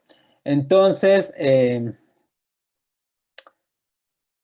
podemos también desarrollar anticuerpos monoclonales o anticuerpos, que sería la otra estrategia, pero que no es una cosa sencilla, es un método bastante complejo y que lleva mucho trabajo, desde obtener obviamente el antígeno por todo este sistema de proteínas recombinantes, obteniendo a partir de biología molecular, lo que hacen es clonar esa secuencia en un vector de expresión y a partir de ahí la purifican y con esa proteína lo que hacen es inmunizar animales.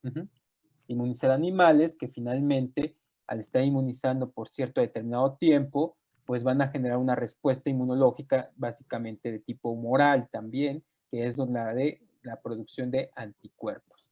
Entonces, si ustedes analizan la sangre del ratón, específicamente el suero, pues ustedes pueden ver y utilizar esos anticuerpos para finalmente ver si reconoce el antígeno, por ejemplo, por una prueba de ELISA.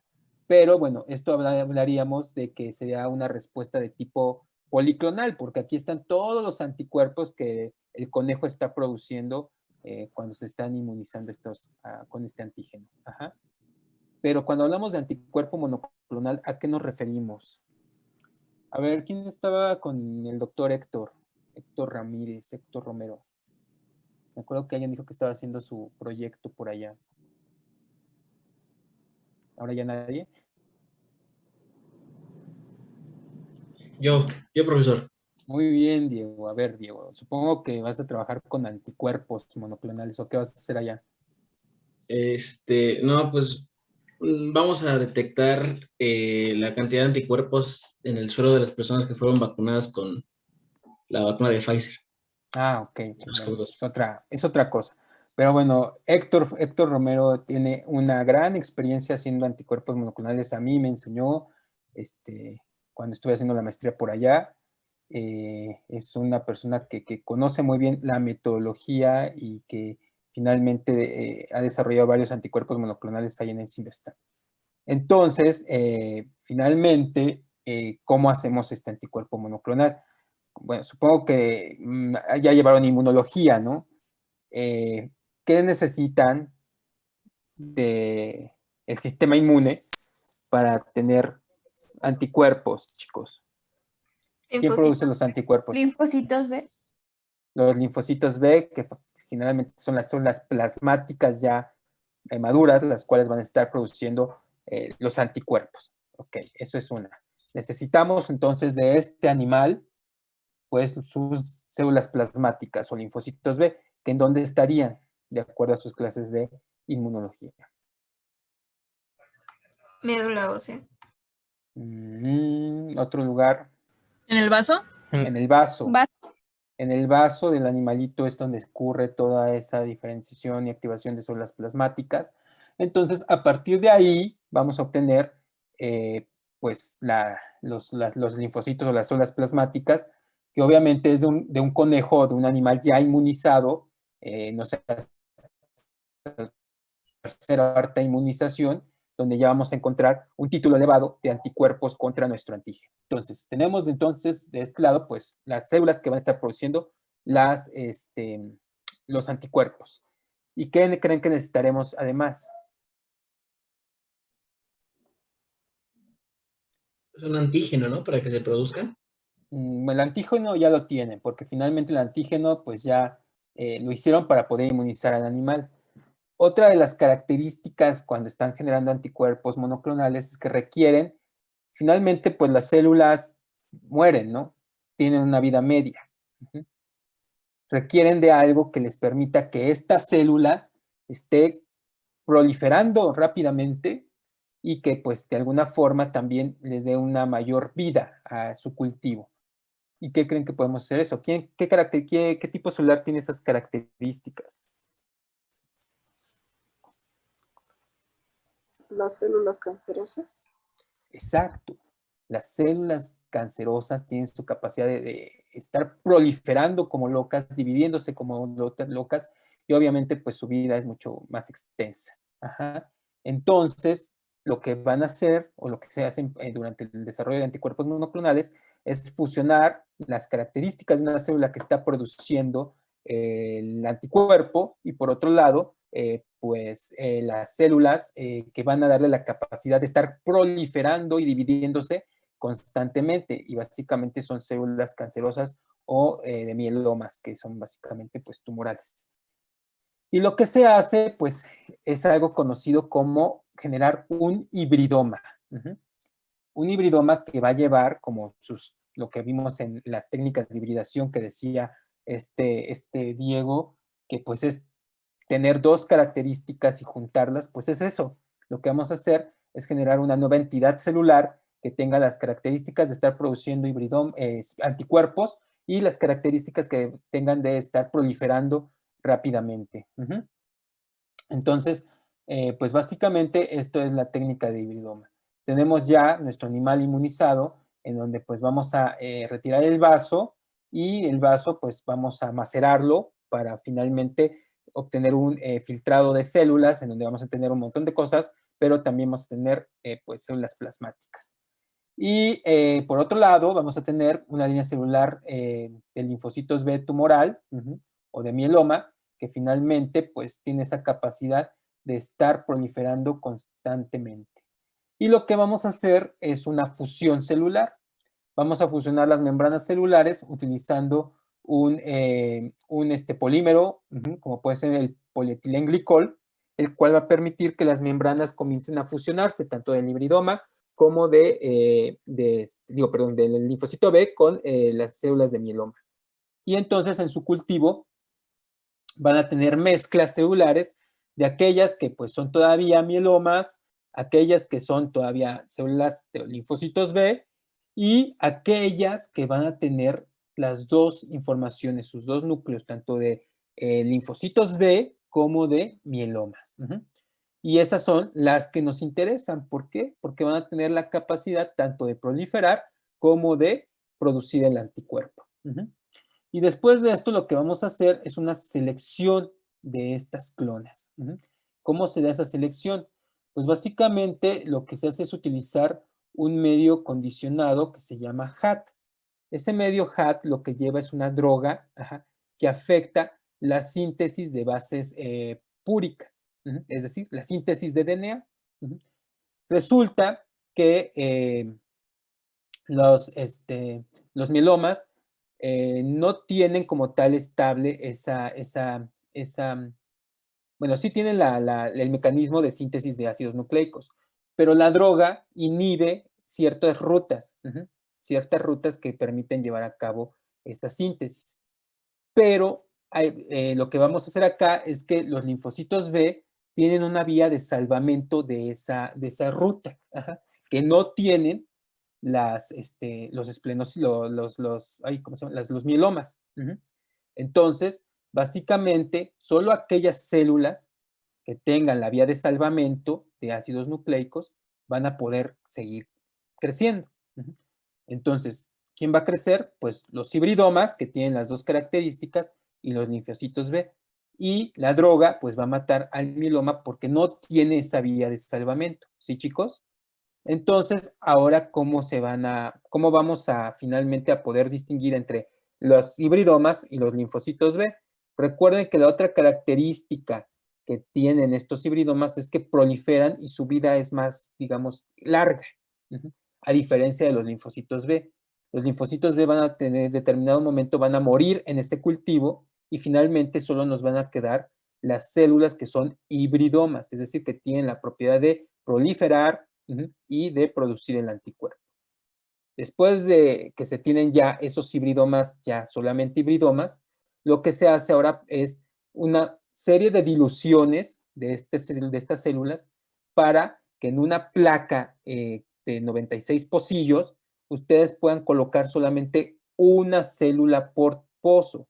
Hacen diluciones seriadas para llegar a ese punto y finalmente poner una célula en cada pozo, y obviamente esa célula va a comenzar a proliferar, a dividirse ese hibridoma, y va a generar ya una colonia.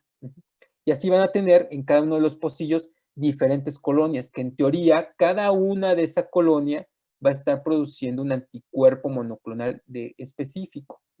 ¿Sí, chicos? Y finalmente, pues ya, como ustedes tienen su antígeno, su proteína recombinante, pueden hacer un ensayo de ELISA. Recuerden que los anticuerpos, las células productoras, los están secretando. Entonces van a estar en el medio de cultivo donde están creciendo, utilizan ese medio de cultivo y hacen un ensayo de ELISA utilizando como antígeno pues su proteína recombinante. Y así ustedes pueden identificar cuál de estos pocitos o de los sobrenadantes que están de esos pocitos donde están los hibridomas, son los que están produciendo los anticuerpos monoclonales contra su antígeno. ¿Sí, chicos? ¿Dudas, preguntas de esto? No, profe. ¿Seguros? El examen No, yo sí, a mí la verdad no me quedó muy clara la última parte, profesor, desde donde dijo de la prueba de la ELISA. Bueno, del ELISA. De ELISA, ok. ¿Qué no te quedó claro? O sea, ¿cómo se hace el ELISA? ¿Por qué hacer un ELISA? Sí, el por qué. Mencionó lo de la proteína, pero me perdí un poco. Sí. O sea, básicamente, ¿te quedó claro todo lo de la técnica del hibridoma, de cómo, qué vas a fusionar, cómo vas a seleccionar, cómo, y todo eso? Sí, sí, realmente, sí. Ok.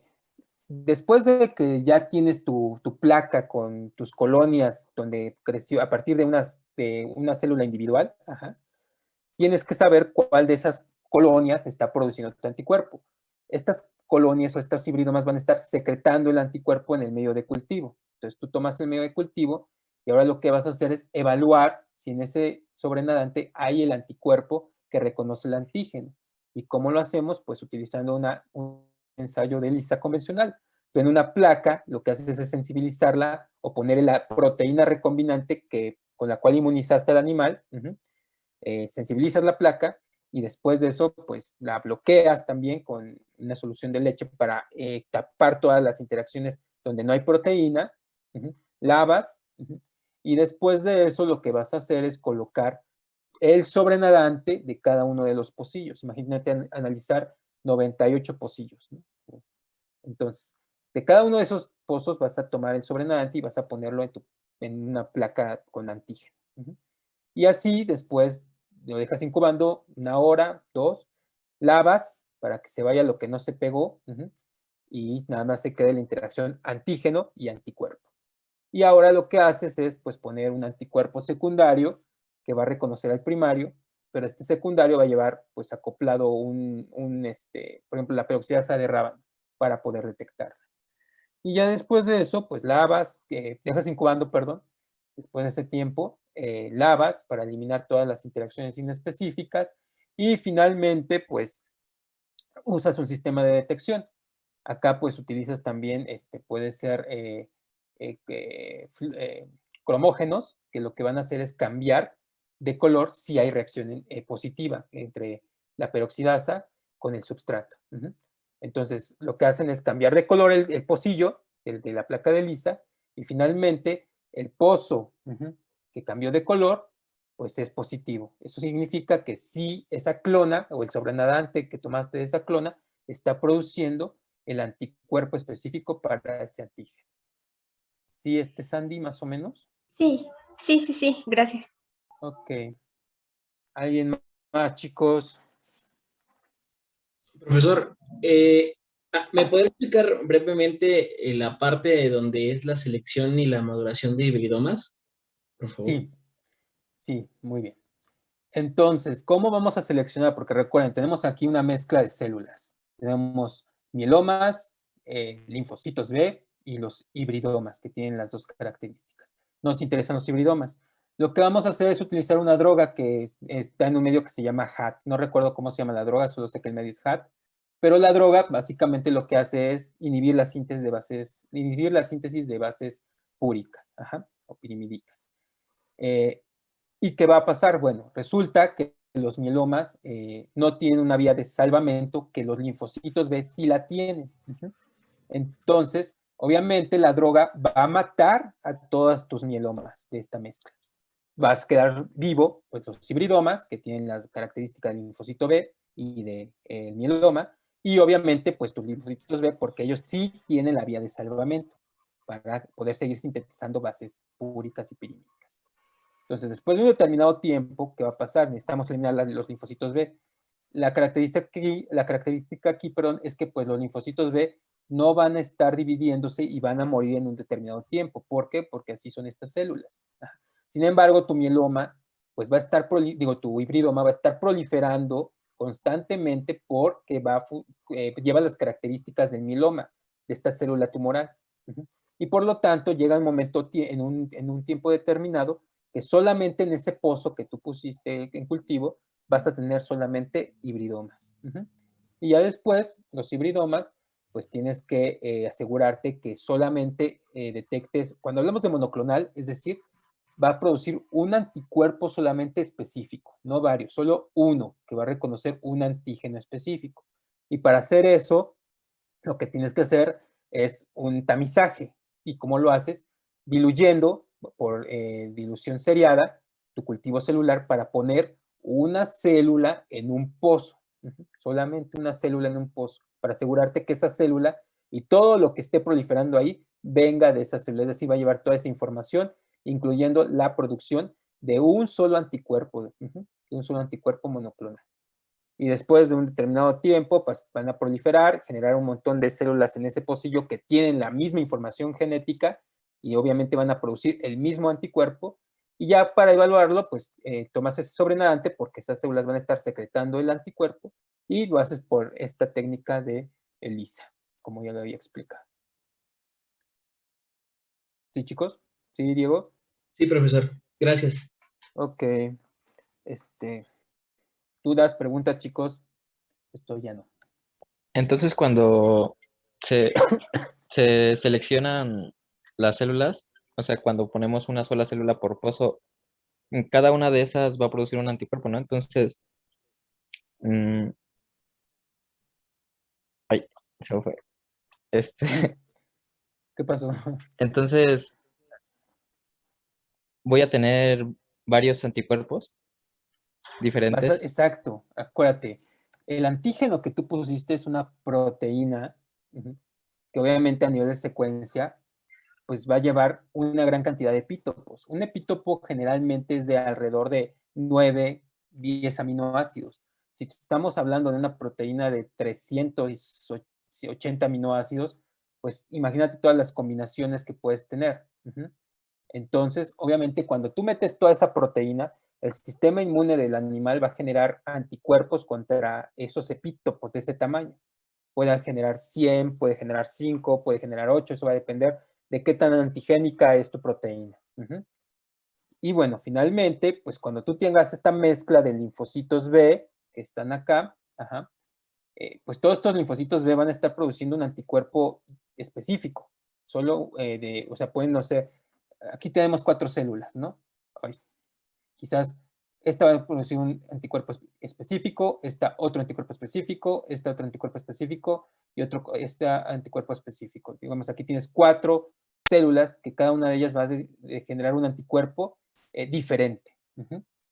¿Por qué? Porque reconocen un epítopo diferente dentro de esa proteína. Entonces, finalmente, ya cuando haces todo tu tamizaje, tú te aseguras, obviamente, de que el paso fundamental es poner esa célula, solo esa célula, en el pozo. Si tú pones 2 o 3, corres el riesgo de que ese pozo esté produciendo 3 anticuerpos diferentes. Todos van a reconocer la proteína, pero van a reconocer diferentes epítopos. Y la idea aquí es que en ese pozo esté produciendo esa célula, todas esas células, el mismo anticuerpo que va a reconocer ese epítopo de manera específica, individual. ¿Sí? ¿Sí, Daniel? ¿Quién era? ¿Miguel? Sí, profesor. Sí. Pero no me queda muy claro bien cómo se selecciona una sola célula. Es un método de dilución seriada, en donde tú primero cuentas tus células, cuántas tienes, y a partir de ahí tú haces los cálculos y las diluciones seriadas para saber que solamente tú vas a tomar en esa dilución solo una célula. ¿Sí me explico o no? O sea, sí. ¿sí has contado células en una cámara de, ¿cómo se llama? Neubauer. Sí. Pues tú cuentas tus células en esa camarita y después dices, no sé, por mililitro tengo 400 células. Entonces haces tus cálculos para saber qué dilución hacer para que solamente tomes una célula de esa suspensión de 400 células. Y ese volumen lo pones en el pozo. Por eso les digo que es un trabajo endemonial porque, o sea, ustedes parten de esta mezcla de hibridomas Y después cuéntalo, si es que no salen 300 células, salen a veces 800 células o más células. Entonces, a partir de ahí, tú tienes que hacer los cálculos para poner de esa suspensión que tienes 800 células, pues al menos 400 o 300 células que van a ir en un pozo de cultivo. Y después, obviamente, para asegurar que todo esto está bien, este proceso de tamizaje lo tienes que hacer como 5 o 6 veces. Entonces, realmente el proceso de hacer un anticuerpo monoclonal lleva alrededor de 7, 5, 6 meses más o menos. Y si es que todo sale bien. Ok, gracias, profesor. De nada. Si logran, bueno, adelante.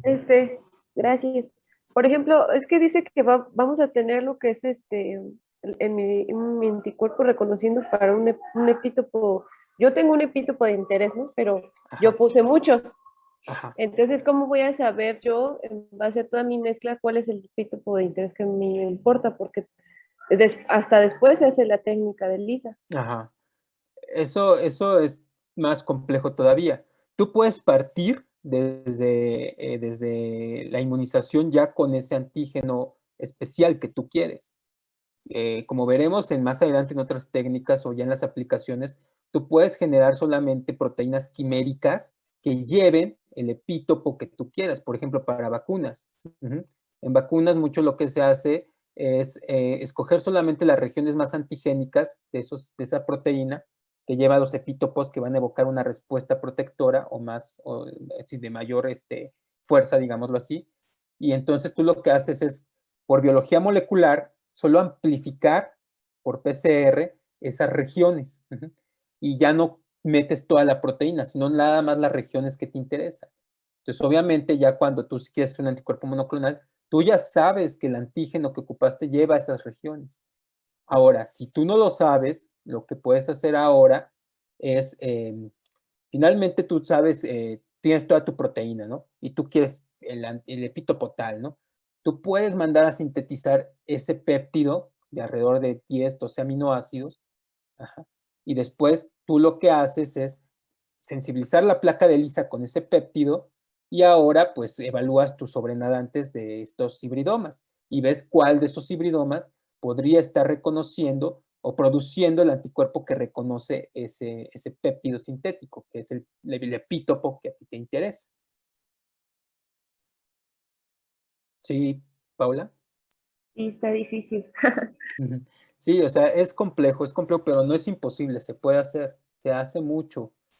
Por ejemplo, ahorita hay un proyecto con esto de la vacuna de SARS que finalmente, ahorita ocuparon toda la secuencia de Spike, pero no toda la secuencia de Spike genera anticuerpos protectores. Entonces, lo que se están haciendo ahorita es el diseño de nuevas vacunas que lleven solamente aquellos epítopos que realmente están generando una respuesta de anticuerpos neutralizantes muy, muy eficiente. ¿Y cómo lo hacen? Pues solamente metiendo esas secuencias en plásmidos, y finalmente ya pues con ellas comenzar a generar una de las proteínas recombinantes para inmunizar con ello, o bien en la metodología esta que están haciendo de pues introducir RNAs, pero ahí es un poco más complejo porque serían secuencias muy pequeñas, Entonces, no sé qué tan viable sea el meter secuencias tan pequeñas como RNA en las células. ¿Alguien más tenía una pregunta o ya? Hola. Sí, era algo similar a lo que preguntó la compañera. Ok. Chicos, ¿nadie más tiene preguntas? No, profe. No, profesor, por el momento. Bueno, pues si no hay preguntas, esto sería ya el último tema de esta sección del curso. Y hasta aquí vendría el examen del día lunes. ¿Sí, chicos? Sí, profesor. Sí, profesor. Bueno, Está bien, profe. profesor. No sé si Lázaro o Miguel quieran agregar algo. Solamente lo de los anticuerpos monoclonales, chicos, tal vez como me dice el maestro Moisés, uno trata de seleccionar una célula por diluciones, y como dice él, es un trabajo muy laborioso porque se tiene que hacer rondas de selección, ¿no? En la primera van a seleccionar la clona, o sea, van seleccionando conjuntos, van seleccionando por afinidad. Ustedes buscan los anticuerpos de mayor afinidad. Y pues tienen que ir haciendo rondas y van monitoreando ya sea con PCR o haciendo el ELISA. Entonces, por eso sí es complicado hacer el anticuerpo. Nada más, Moy. Ok. Ok, chicos. Miguel, no sé si quieras comentar algo o pasamos a dudas o ya nos vamos todos de fin de semana. Sí, no tengo nada que comentar de la clase, Moy. Todo bien. Ok. Y de las dudas, pues a ver los chicos que quieren.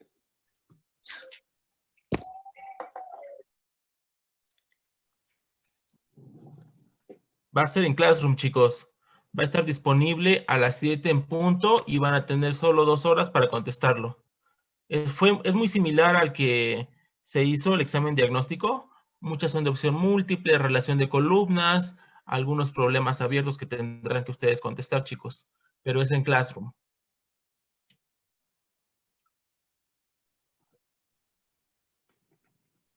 No, directamente en Classroom ya van a tener ahí el examen agendado, como el examen de introducción que les hicimos, el examen diagnóstico. ¿Recuerdan que hicieron ese examen? Así se va a crear una tarea, les llega la notificación, entran y ahí van a encontrar su examen. Vienen todas las preguntas, les digo, algunas son de opción múltiple, otras de relación de columnas.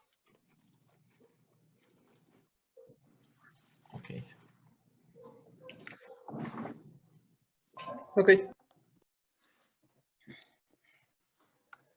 Profe, Entonces, y con respecto... de lo que dijo de la separación de proteínas, pues nada más tengo que son los uso de tags o banderas. ¿Ese era el que estaba preguntando? ¿O cuál? O sea, sí, el uso de tags o banderas nos sirven para, separar proteínas, purificarlas. ¿Y para qué más? ¿Para detectarlas? Exacto, eso era lo que quería contestar. Que si no había anticuerpos, podrían ustedes clonar su secuencia utilizando un tag, como puede ser histidinas, como puede ser B5, como puede ser FLAG, como puede ser GFP, y finalmente hay anticuerpos comerciales para esas banderas, esos epítopos, y finalmente con eso ustedes pueden ya hacer su Western blot, sin necesidad de hacer todo esto del anticuerpo monoclonal. Obviamente el anticuerpo monoclonal sería lo mejor, porque reconoce el epítopo, y bueno, pueden tener otras aplicaciones esos anticuerpos monoclonales, ¿no? Pero pues es mucho trabajo y mucho dinero también para hacerlos. Pónganse a estudiar, chicos. Esa técnica se llama fusión traduccional y la vieron con el maestro Moisés cuando le estuve hablando de los vectores. Y era utilizar epítopos, como mencionó su compañero.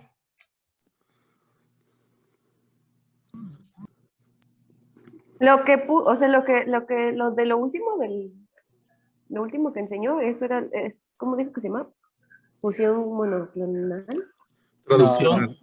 Fusión traduccional. Vas a fusionar. Traduccional.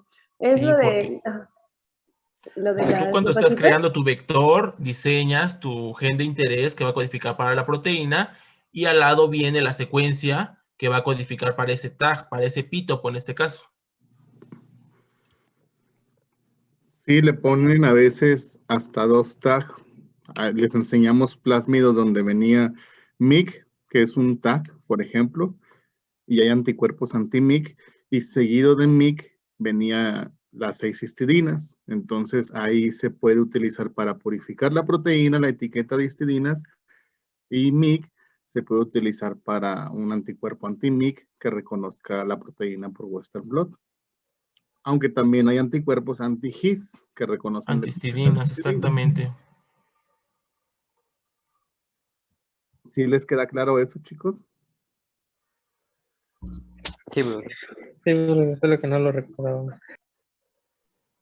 Sí, pues recuerden bien las características de los vectores de expresión y qué elementos deben tener o pueden tener además del promotor, que es el más importante, pero sí vieron que tenía otros elementos. Para purificar proteínas, para inmunodetectarlas con estas etiquetas o epítopos, etc. O sea, entonces, para entenderle un poquito más, Eso de lo que estábamos comentando de el MIC y lo de la histidina, o sea, son, pues sí, como lo dice, formas para detectar la expresión de la proteína que se va a hacer en el vector. Sí. Ok. Tanto detectar como aislar, ¿no? Purificar con la etiqueta de histidina. Lázaro se corta. Ok. Tanto para detectar como para aislar utilizan las etiquetas, las tags. La histidina la puedes ocupar para purificar con níquel, pero también hay anticuerpos anti-histidina y puedes seleccionarla en Western blot.